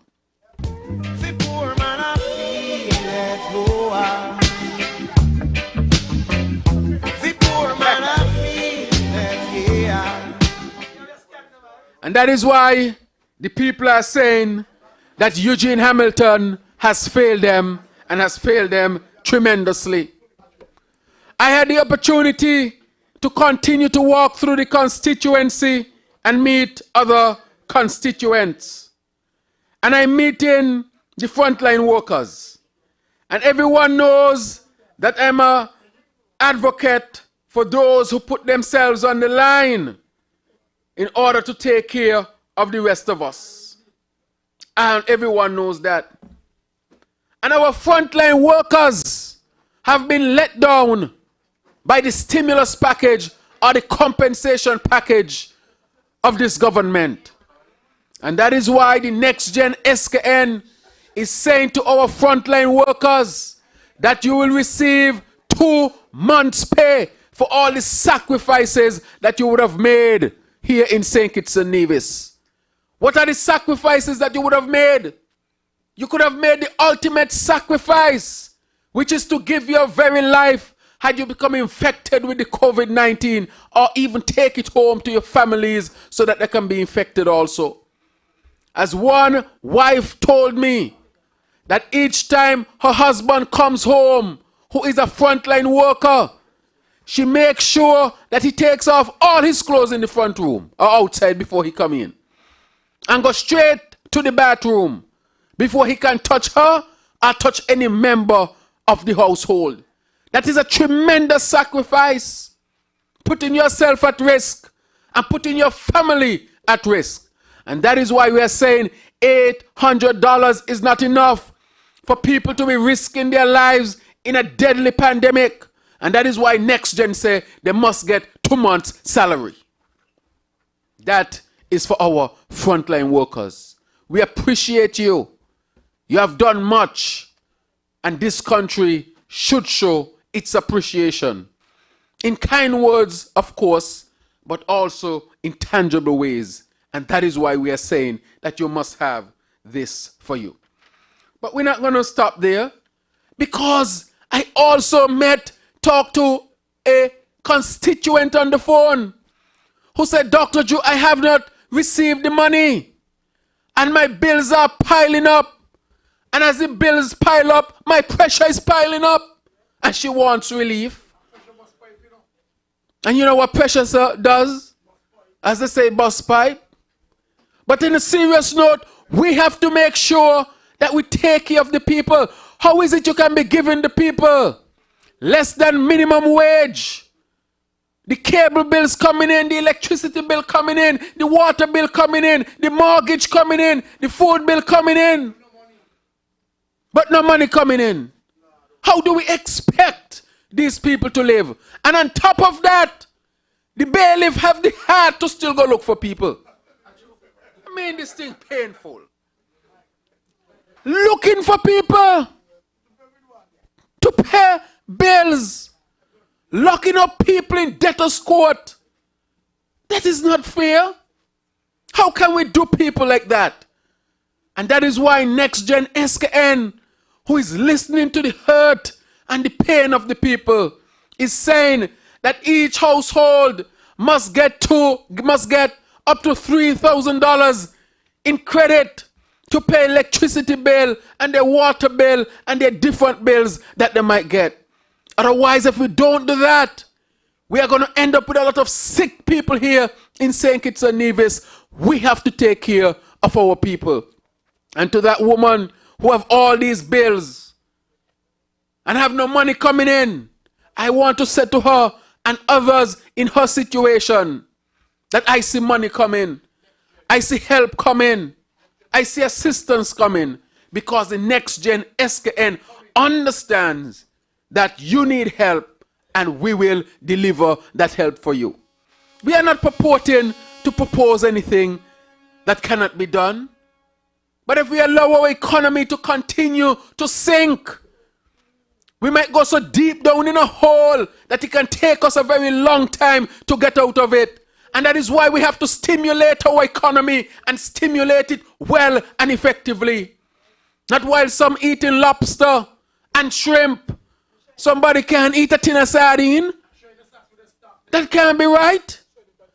While people cooking gourmet meals and putting it all over, that people cannot eat a proper meal. And we are saying that that must come to an end. We must properly stimulate the economy, and at the same time, we must help our people. What about the students who have student loans? Students who have student loans. You gone home from your job where you were making $4,000, $5,000, $6,000. Social Security is only giving you $1,000.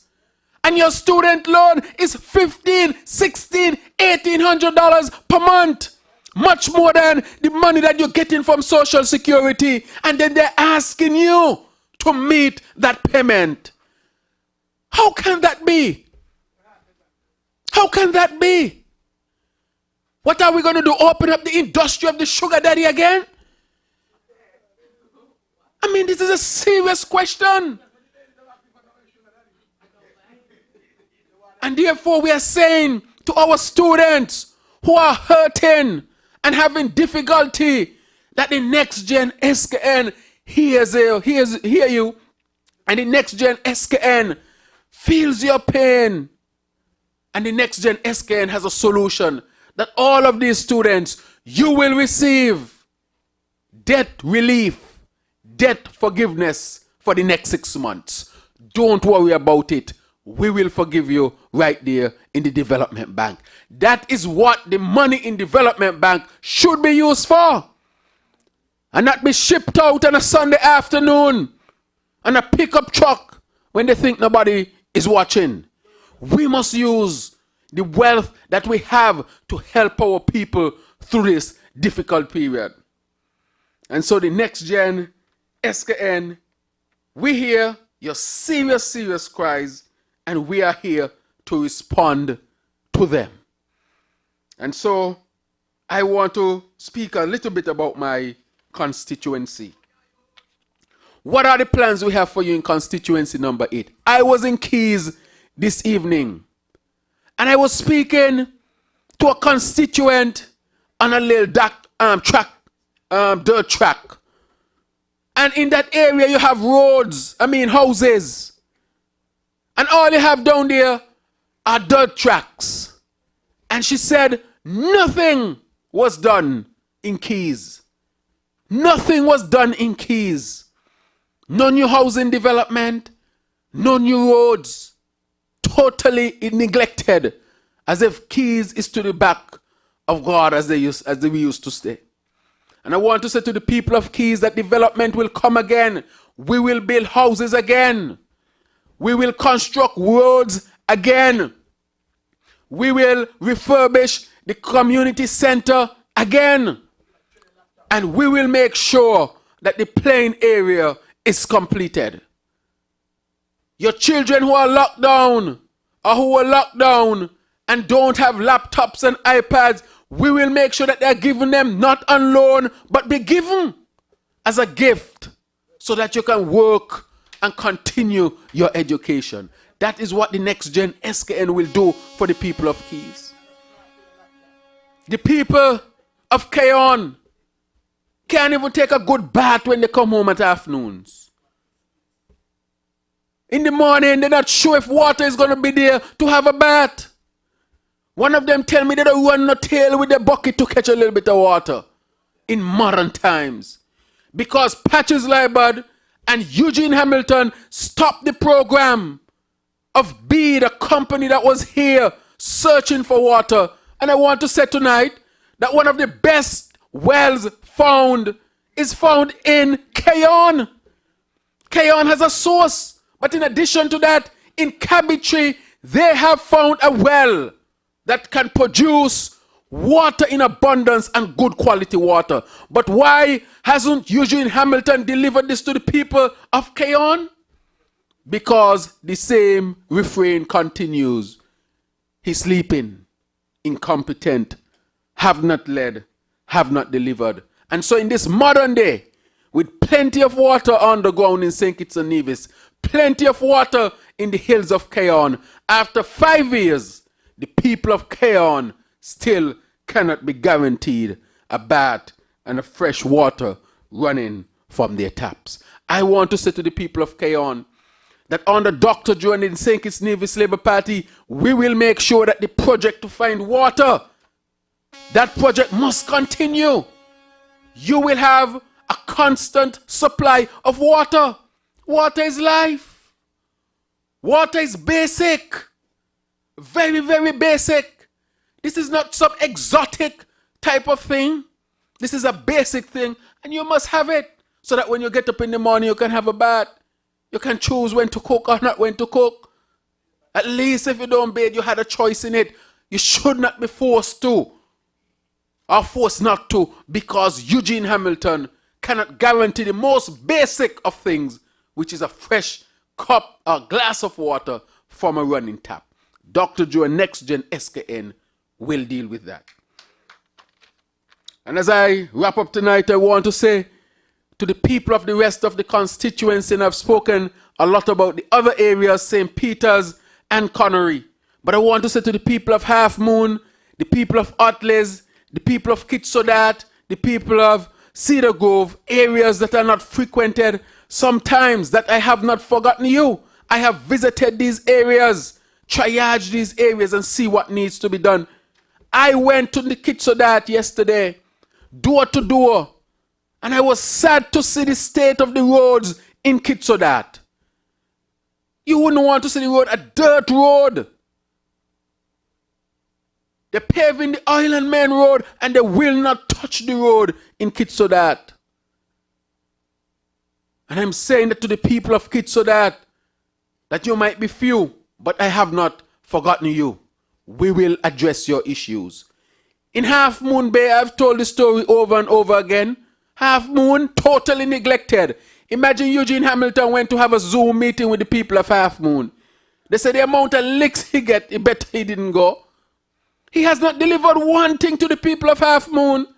Can you imagine? I never thought I would have seen trees going in the middle of roads. The trees just come up in the middle of the road because of neglect, total neglect. The people of Half Moon are just asking for the basics. Constant supply of water, constant supply of electricity, just maintain the roads. But they cannot get their infrastructure looked after, yet they are asked to pay taxes after taxes after taxes. It is not fair to ask them to pay all these taxes and cannot get the services to maintain the basic infrastructure. It is very frustrating for them living at Half Moon. And don't talk about Cedar Grove. Every year they're supposed to get road. And you go up there, still no roads. No roads. No development, no infrastructure development in the constituency. Totally neglected. But we will not allow that to happen. We will look at our constituency and make sure that we have a maintenance plan where we don't have to do everything one time.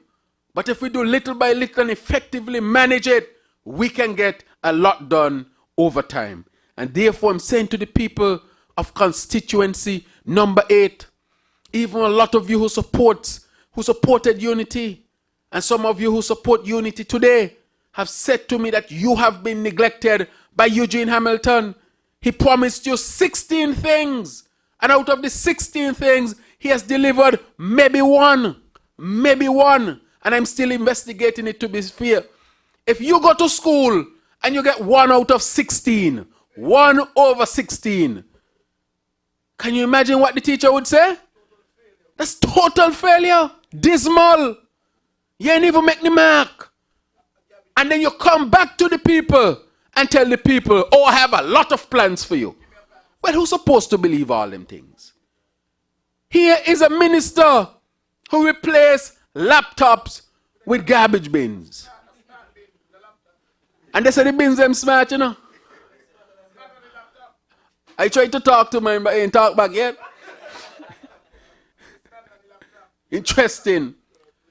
I mean, I'm saying that during the COVID-19, here's the Minister of Health. Instead of delivering what people need to deal with the pandemic, he out there delivering garbage bins. People ain't even had food to produce garbage to join the bins them. And he giving out garbage bins. Out of touch. And out of sync. And the people are saying that this is not the type of representation that we need.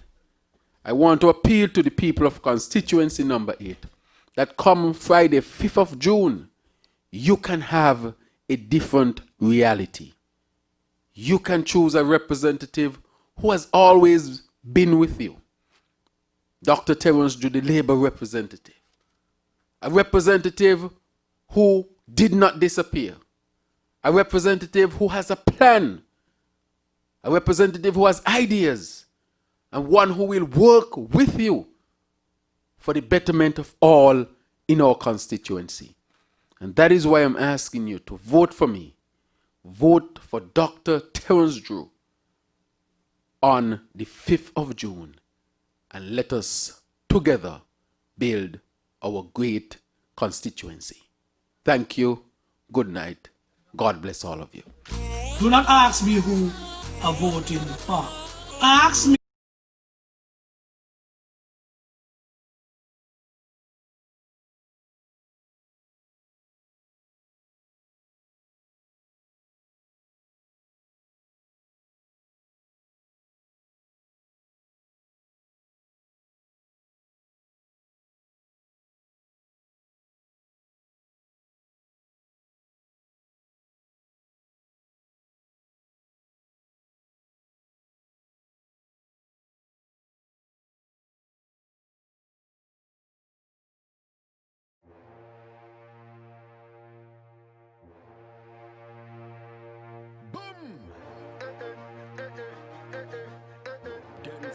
Yeah, yeah, yeah, yeah. Stand up. Next gen. Boom. Alright then. Labour. Next gen. Labour. Next gen. Labour. Boom. We're stronger than ever. Okay. We're coming in stronger than ever. St. Kitts-Nevis. Whoa. There we go.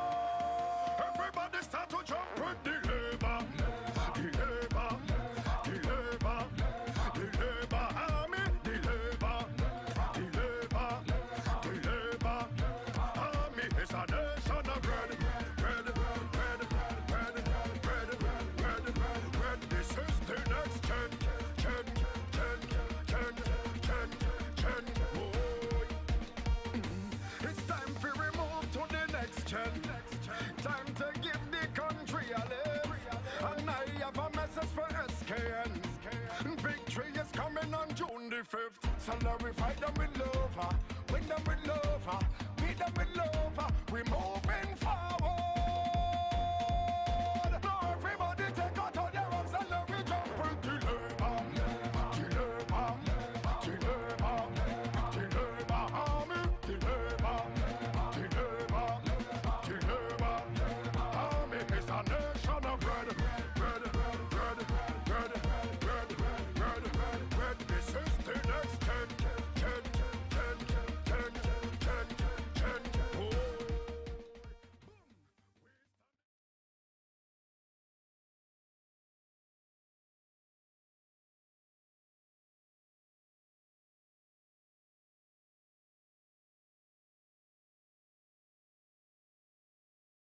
By a former colleague.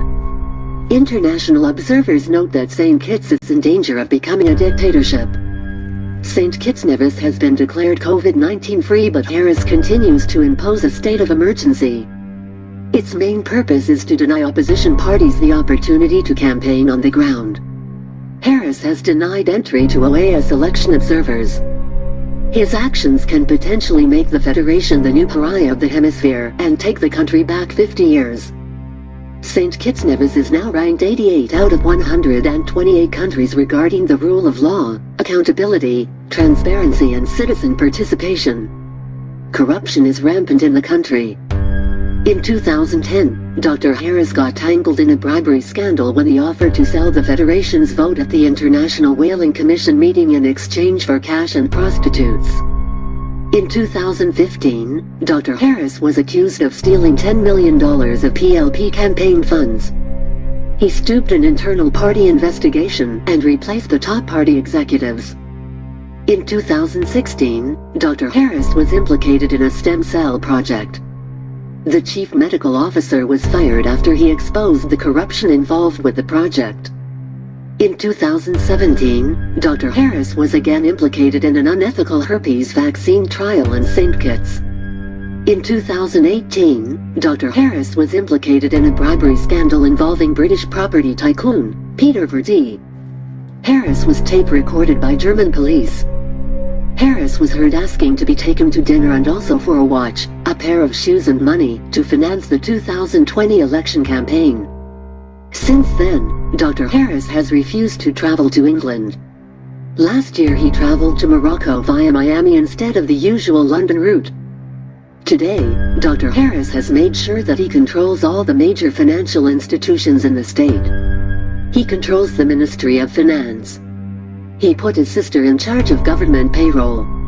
He put his brother in charge of the country's development bank and social security. He put his nephew in charge of the National Bank. He made his sister a magistrate. Another sister is the registrar. He made another brother the de facto head of a prison. Dr. Harris must be stopped from destroying a once prosperous country. Vote Labour on Election Day.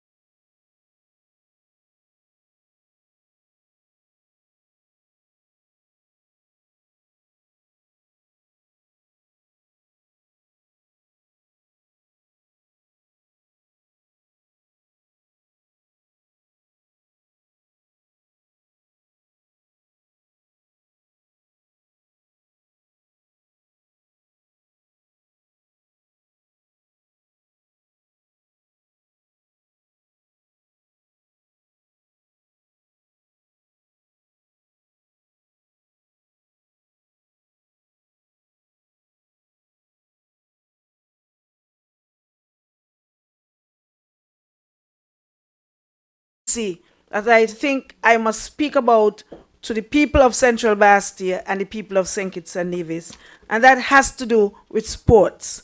Because our young people, they have been shortchanged in the last 5 years. Sports in Central Bastia, as it has in St. Kitts, has deteriorated rapidly in the last 5 years under this government. Look at what is happening at the playing field at the Gardens. We started a project there of renovation, and where we left it in 2015 is where it is today in 2020. Nothing done. What we have there is deterioration. I renovated a tennis court, resurfaced the tennis court at the Gardens playing field, rebuilt it, had a beautiful structure there where even guests from OTI came to play tennis. Take a look at it today. I want all of you to go and take a look at it today. Over 5 years, rapid deterioration, no care, lack of maintenance, all of that over the last 5 years. And guess what? My opponent, they say he's the ambassador of sports and culture. Ambassador of sports and culture, who for 5 years just carried a name and a lot of talk as usual. Nothing else. Did not initiate one thing in either sports or culture. Not one event, not one initiative, not one item on the sports or culture. Is this someone who you're going to vote for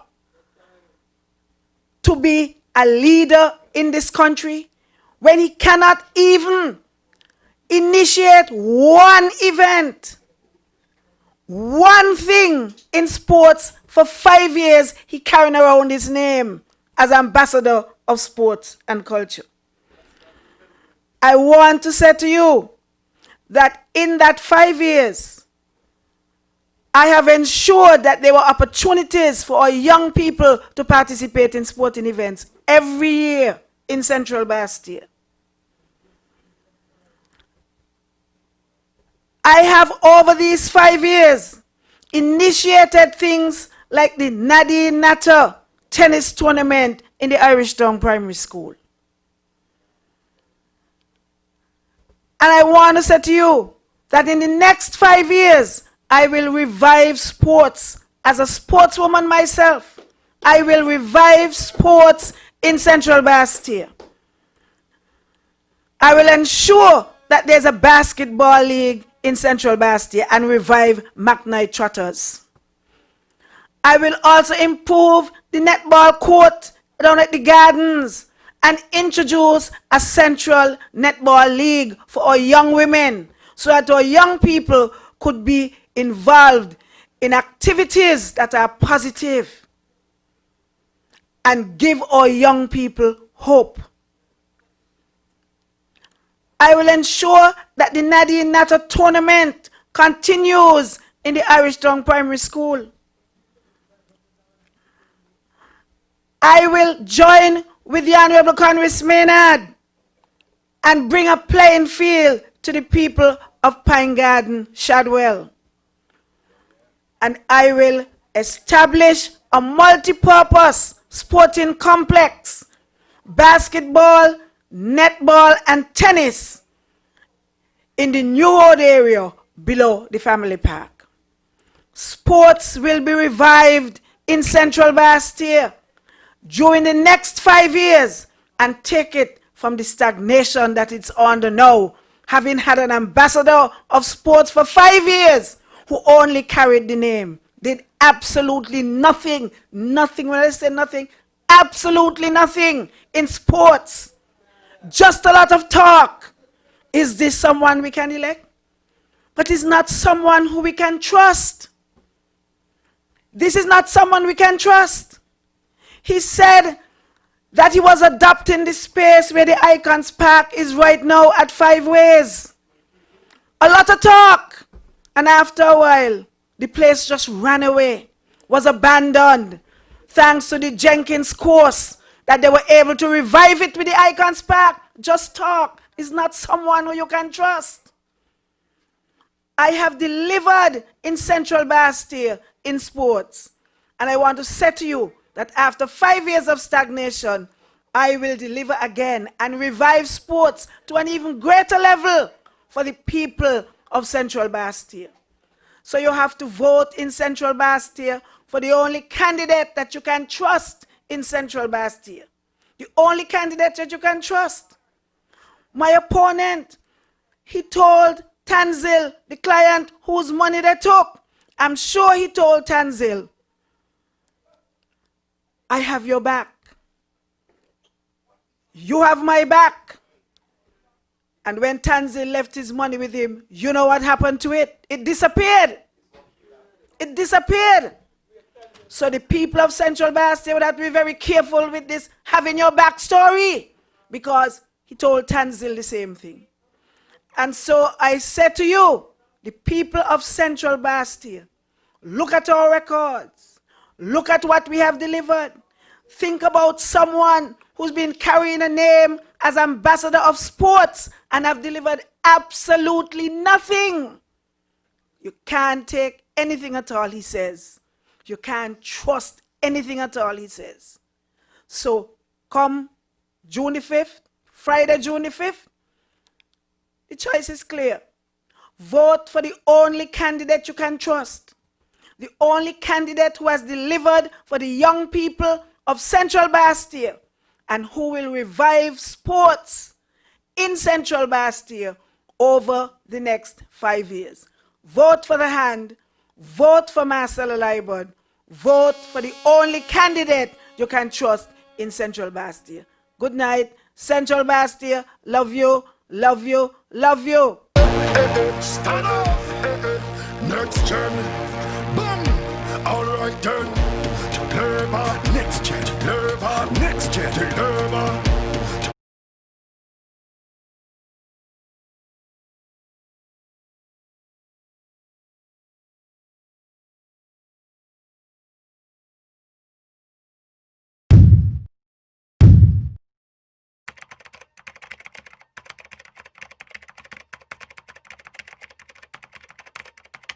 My experience with Tim Harris is that he operates. He doesn't sacrifice the law sovereignty. He keeps it for himself. The problem Team Unity has is that it's a coalition, and coalitions are difficult. Tim is not going to spend 2 cents on this election. By the end of the day, he got a national bank full of cash. That's a reality, and his brother's running the national bank. So I've been involved in St. Kitts since 2014. Most of what happened in St. Kitts to win the election in 2014, I financed. Me. And subsequently, I have benefited. I have benefited.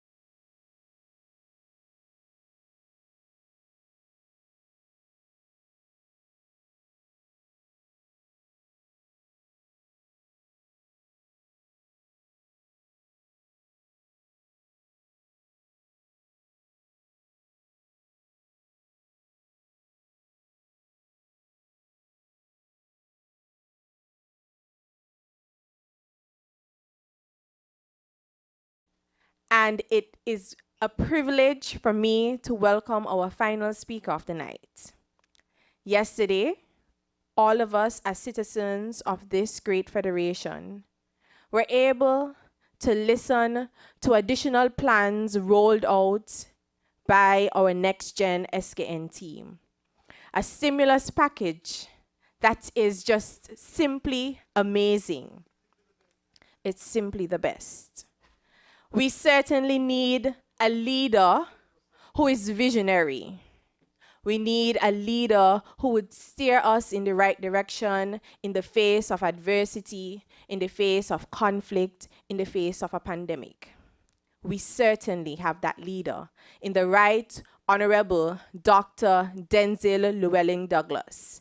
Comrades, stick with us, listen to the plans, and vote for the NextGenSKN team on June 5th. Please help me welcome our final speaker for the night, the Right Honorable Dr. Denzil Llewellyn Douglas.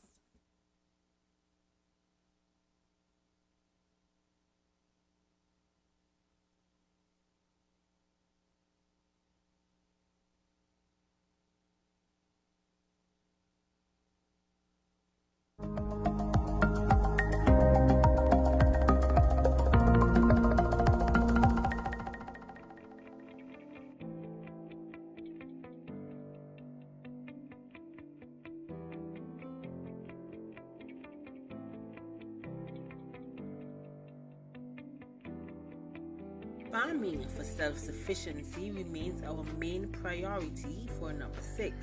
We envision Newton Ground serving as the breadbasket of the area. Support will be given to female farmers for land preparation, farm inputs, and training. Further, we envision an agricultural technical college for the advancement of agriculture. Sports remains one of the safest and healthiest outlets for our nation's youth. In St. Paul's, we will continue to pursue an aggressive sports development program which enhances the lives of our youth. Deer Bay remains the hub of fishing livelihoods in the constituency. We will promote the development of the village, which includes a marina for the entire area, a fish processing unit, and a yachting club. Ensuring that community livelihoods prosper through business support is integral for the development of the community. We will ensure that every small business has the financial and legal support to thrive. Somewhere along the line, there are plans to construct a mini hospital, all in keeping with our proposed healthcare initiative. The Sadler Secondary School has always been earmarked for technical and vocational skills. We will introduce an educational policy which promotes technical and vocational partnerships with key personnel from the community. We will also ensure that the Sadler Secondary School will serve as a space for continuing education for adults. In number 6, we intend to send waves of residents to access special skills training overseas, rehabilitate sporting areas, restore beaches, fence the Sadler's playing field, in addition to establishing outdoor gyms on all playing fields. Upgrade the Parsons Community Center, develop Kansas Pasture as a hub for small businesses and entertainment for Parsons Village. We also intend to establish a multi-purpose community/health services center in Newton Ground and to launch the Housing Improvement Program. For Sadlers, the establishment of a multi-purpose/commercial center which allows for the establishment of supermarkets, small shops, barber shops, and any other small business enterprise. The vision includes building sustainable farming systems, which involves establishing an agroforestry industry as well as orchards or fruit tree farms. The future looks bright with labor.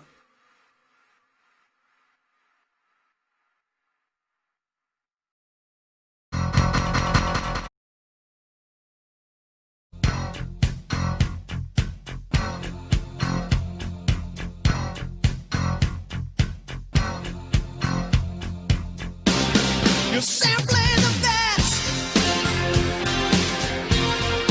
better than all the rest, better than anyone I've ever met. You're simply the best, better than all the rest,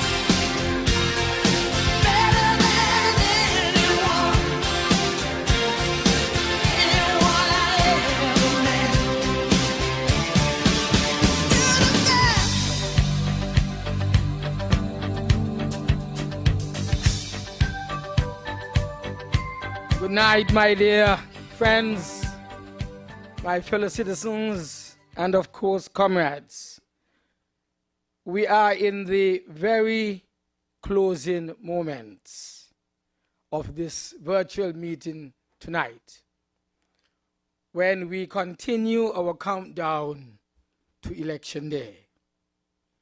Tonight, I'm supposed to be speaking specifically on the continued visionary plans for the development of my constituency, that is Newton Ground, St. Paul's, Deep Bay, Poxon. Some of you don't even know there's Poxon. Then there, of course, Parsons, Poxon, Lynches, Lavington, Sadlers, and Harrises. These very many communities are part of the cluster of communities in the northwestern tip of our island, St. Kitts, affectionately called historically as well Capistaire, as against Bassetiere, which was the other French town at the well, I would say the southeastern end of our island of St. Kitts. Very many years ago, before we got into government, we had envisaged the development of that area to bring back the glory historical days when that part of the island not only served the interest of the people of St. Kitts and Nevis, but also the interest of the people in the offshore French and Dutch islands, St. Bartholomew or St. Bart's, St. Martin, St. Eustatius. We want to ensure that now that we are again a country that is closely interwoven and interlinked with those islands through tourism, through our own social development, through migration of our people, that we would want to engender in this part of the country what it was historically in the past. A center for commerce, social development, community enhancement, and with the new attractions, of course, of sports and academic pursuits. For example, having now a high school in Sadlers, which, as we said, would be the mecca for education in that particular area, in the constituency, because of the agricultural college and the technical institute that we hope to bring there in Sadlers. The tourism development will continue because we have already established the Kitchen Hill development. There's a golf course, there are 2 restaurants, at least 3 boutique hotels, which will provide enormous job opportunities for the people of the area and the people of St. Kitts and Nevis on a whole. We always wanted to twin agriculture with tourism because, as you would know, the Belmont Estate, which has been one of the most productive estates throughout the sugarcane industry, throughout all of the 400-year-old sugar industry. We want to ensure that we continue the relationship, the deep-rooted relationship that the people of that part of the country have with agriculture, but at the same time realizing the potential of tourism development in the area. And so, to a large extent, you will see a new emerging Capistaire area.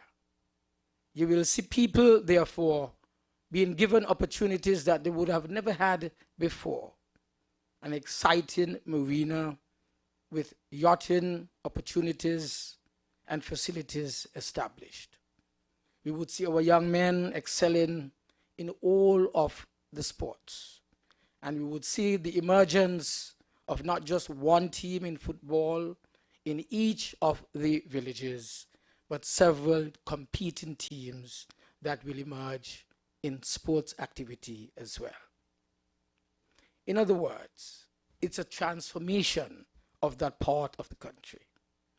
It's that part of the country which for many, many years was considered to be the poorest. Today, we are proud to say we are not the poorest. And if those who believe that they could have kept us back because of their own petty political aspirations, for example, what Len Harris has done in depriving the people of our area the opportunities, example, for student loans, the opportunities for minor, small loans to buy, for example, a weed eater, $1,000 you couldn't get. But 2 nights ago, Len Harris was down there in the West Farm, sorry, not West Farm, in the Stoneford Challengers area, offering people loans for $25,000. But the young lady in my area who wanted to have a student loan, or the young man who wanted to start up his own landscaping business with a weed eater, maybe 2 rakes, a wheelbarrow, he's been deprived because it was part and parcel of their strategy and plan to keep my area poor so that they can say Douglas has not done anything for the area. I said to you, however, that all those things will disappear after the 5th day of June this year, because there will be a change in the government of St. Kitts-Nevis. The spite and deliberate attempts to deprive people of financial opportunities to uplift themselves would have disappeared. We believe that the discrimination against a people would have come to an end. The objective of deliberately depriving so that others may look better than where we are will come to an end. And that is why I feel very, very comfortable that in the next 5 years, I shall concentrate in particular on the development of the human capital in the Capistine area. The infrastructural development to a large extent has been set in motion. We've spoken of houses, community development generally, sporting facilities, the infrastructure in support of the development of tourism in that particular area. But I want to concentrate on the development of the human capital of the Capistine area. We would want to make sure that in every single household throughout the entire Capistine area, constituency number 6, there's at least one graduate from college or university. We would also want to ensure that we introduce our people in that area to entrepreneurship in a serious and tangible way. We would want them to begin to understand what the capital market system is like, where they would reach out and invest. I want to ensure that in every single household, there would have been someone there who would have invested in shares so as to begin to build the necessary generational wealth which we say must come to all of the people of St. Kitts and Nevis. This is my vision for the Capistine area, constituency number 6, over the next 5 years. Apart from the infrastructure, etc., we want to begin to develop the human capital. More doctors, more engineers, more technicians, more teachers, more public servants, more nurses, more carpenters, more electricians, more plumbers. We want to make sure as well that the opportunity is provided for the people in our area to invest in the diversified agricultural sector, inclusive of the marijuana industry. That is what we want for the people of constituency number 6 over the next 5 years. Finally, I want to make a few general statements. Today, I was in Old Road. There was a little incident there. My heart goes out to the families who would have been traumatized as a result of what transpired there in the late part of the afternoon. But that's not what I want to speak to. I was seeing people, and I had a little exercise that I conducted. I said, did you hear the stimulus package which was announced last night by Labour? Which of these do you think would really be most impactful on the lives of the people of St. Kitts and Nevis, especially in this post-COVID-19 situation? And the first one that most people seem to have been attracted to is that particular initiative which says that people would no longer simply have the $1,000 that has been provided by Dr. Harris, which they can't even get because they're not in any way, many of them are not in any way in good standing with Social Security. They seem to prefer the additional $560, that is $1,560, that every single person who would have been affected by COVID-19 would now be receiving. Not 1,000, and not 1,000 only for some, but $1,560 for all who have been affected. Not just those who were in good standing with Social Security, all who would have been affected. The young lady who was at the Marriott Hotel or at the Park Hyatt, she would no longer get $1,000. She would get $1,560. Not $1,000, $1,560. The young man who was driving the taxi, and I met some in Old Road today, driving taxi, tourism has been affected, has not earned a living for almost 10 weeks, cannot pay the loan on the very taxi that he has financed from the bank, can't even eat properly, yet he is not receiving the $1,000 which has been promised. My brother, I said to you tonight, as I said to you this afternoon earlier, you would get your $1,560 every single month until things would have eased in this country and you're now back to work and you can take on these responsibilities yourselves. But amazingly, what the young people seem to have really preferred is the incentives that have been given for the students. Imagine, one guy told me, Dr. Douglas, I wrote it down here, let me find it. He says, presently, I am paying $2,439 per month for my student fees. $2,439 per month for his student loan payments. You understand? $2,439 per month. But this young man is now going to be receiving $15,000. $15,000 because for the next 6 months he would not be paying the $2,439. The fact that he's not paying it and would never be asked to pay it, it means that he is saving. his disposable income would have increased by $15,000 over the 6 months period.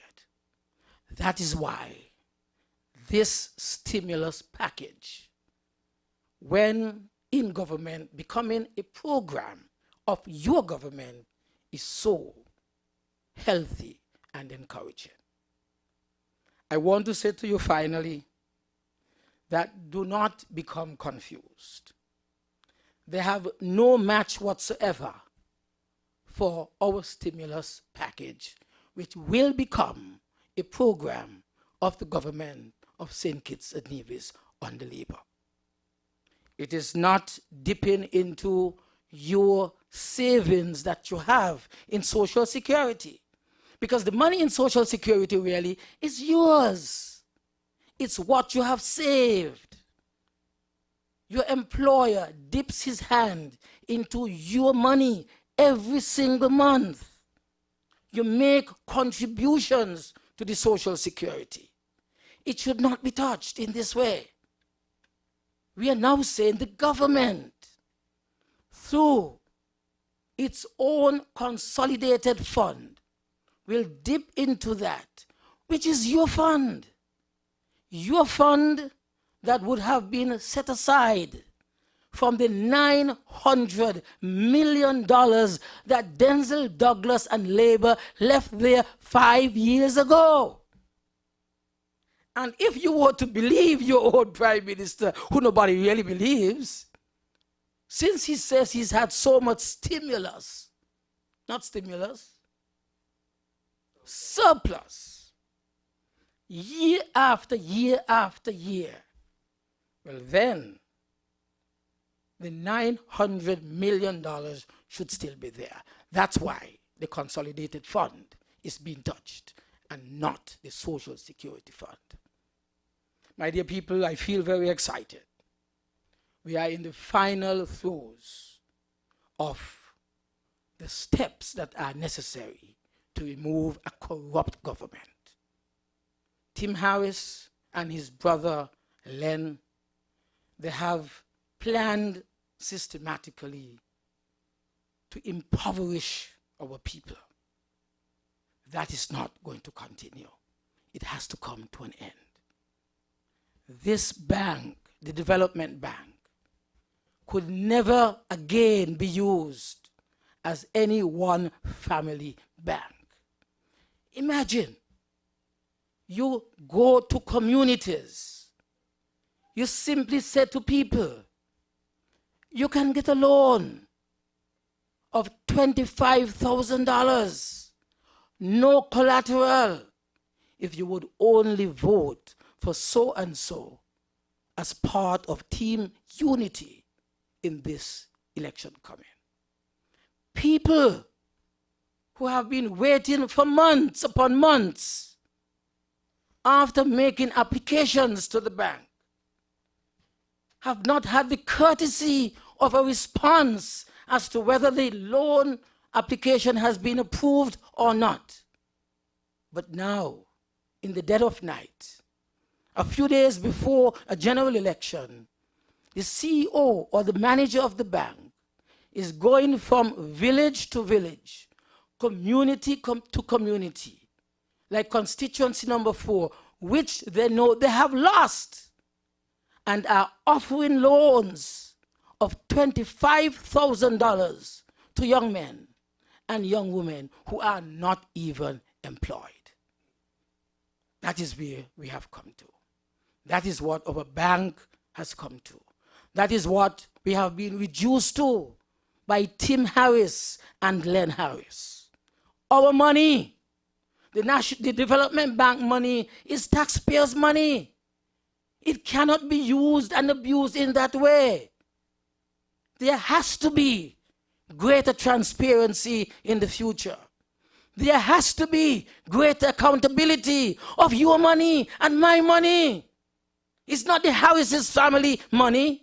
How could Len go down to communities recognizing that they are losing the elections and dishing out $25,000 as loans to people who are not even employed and who do not have to show any collateral. And our students are languishing in North America. Today, I spoke with 2 students from constituency number 4 who are still waiting on this government for assistance, still waiting on the Development Bank for assistance as student loans. But Len Harris, desperate in the final hours of this campaign, are going to community, where they are losing and offering people $25,000. My dear people, it will come to an end. God bless you. Thank you. Good night.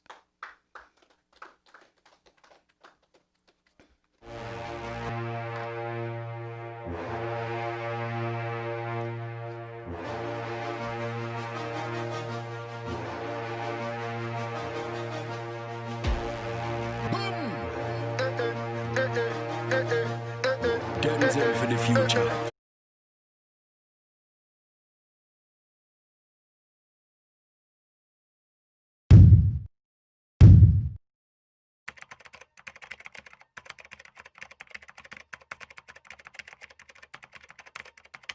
My experience with Tim Harris is that he doesn't sacrifice the law sovereignty. He keeps it for himself. The problem Team Unity has is that it's a coalition, and coalitions are difficult. Tim is not going to spend 2 cents on this election. By the end of the day, he got a national bank full of cash. That's a reality. And his brother's running the national bank. So I've been involved in St. Kitts since 2014. Most of what happened in St. Kitts to win the election in 2014, I financed. Me. And subsequently, I have benefited. We go! Everybody start to jump with the labor. The labor. The labor. The labor army. The labor.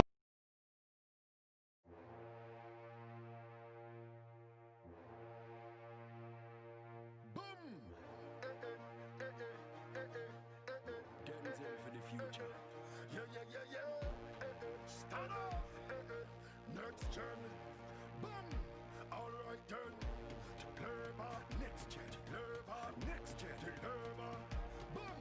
We're stronger than ever. Okay. We're coming in stronger than ever. St. Kitts-Nevis. Whoa. There we go. Everybody start to jump with the labor. The labor. The labor. The labor army. The labor. The labor. The labor army is a nation of red. This is the next gen.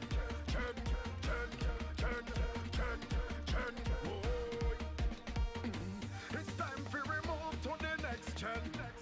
Time to give the country a lift. And I have a message for SKN. Victory is coming on June the 5th. So let we fight them with love. Win them with love. Beat them with love. We're moving forward. Now everybody take out all their arms and let me jump with the labor. The labor. The labor. The labor army. The labor. The labor. The labor army is a nation of red. This is the next gen.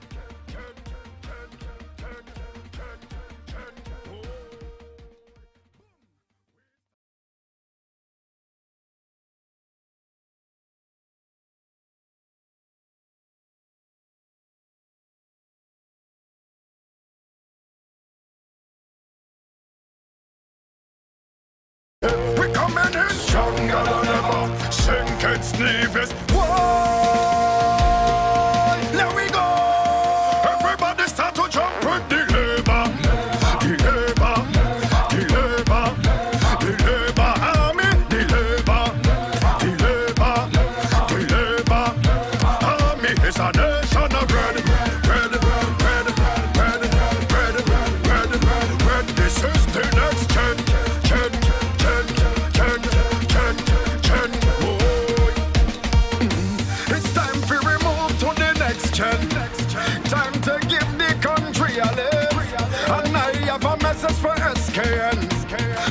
country is coming on June the 5th. So now we fight them with love, win them with love, beat them with love.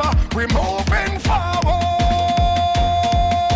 Now everybody take out all their arms and now we jump into labor.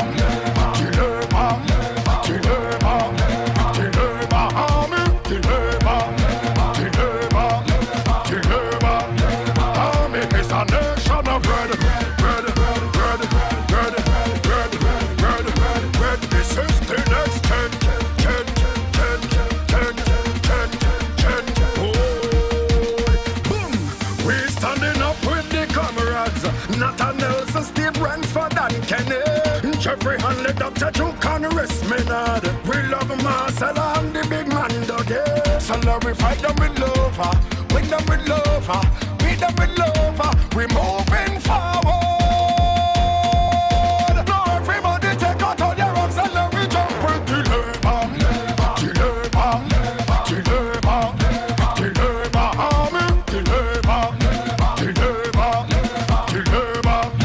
Army is a nation of red. This is the next gen.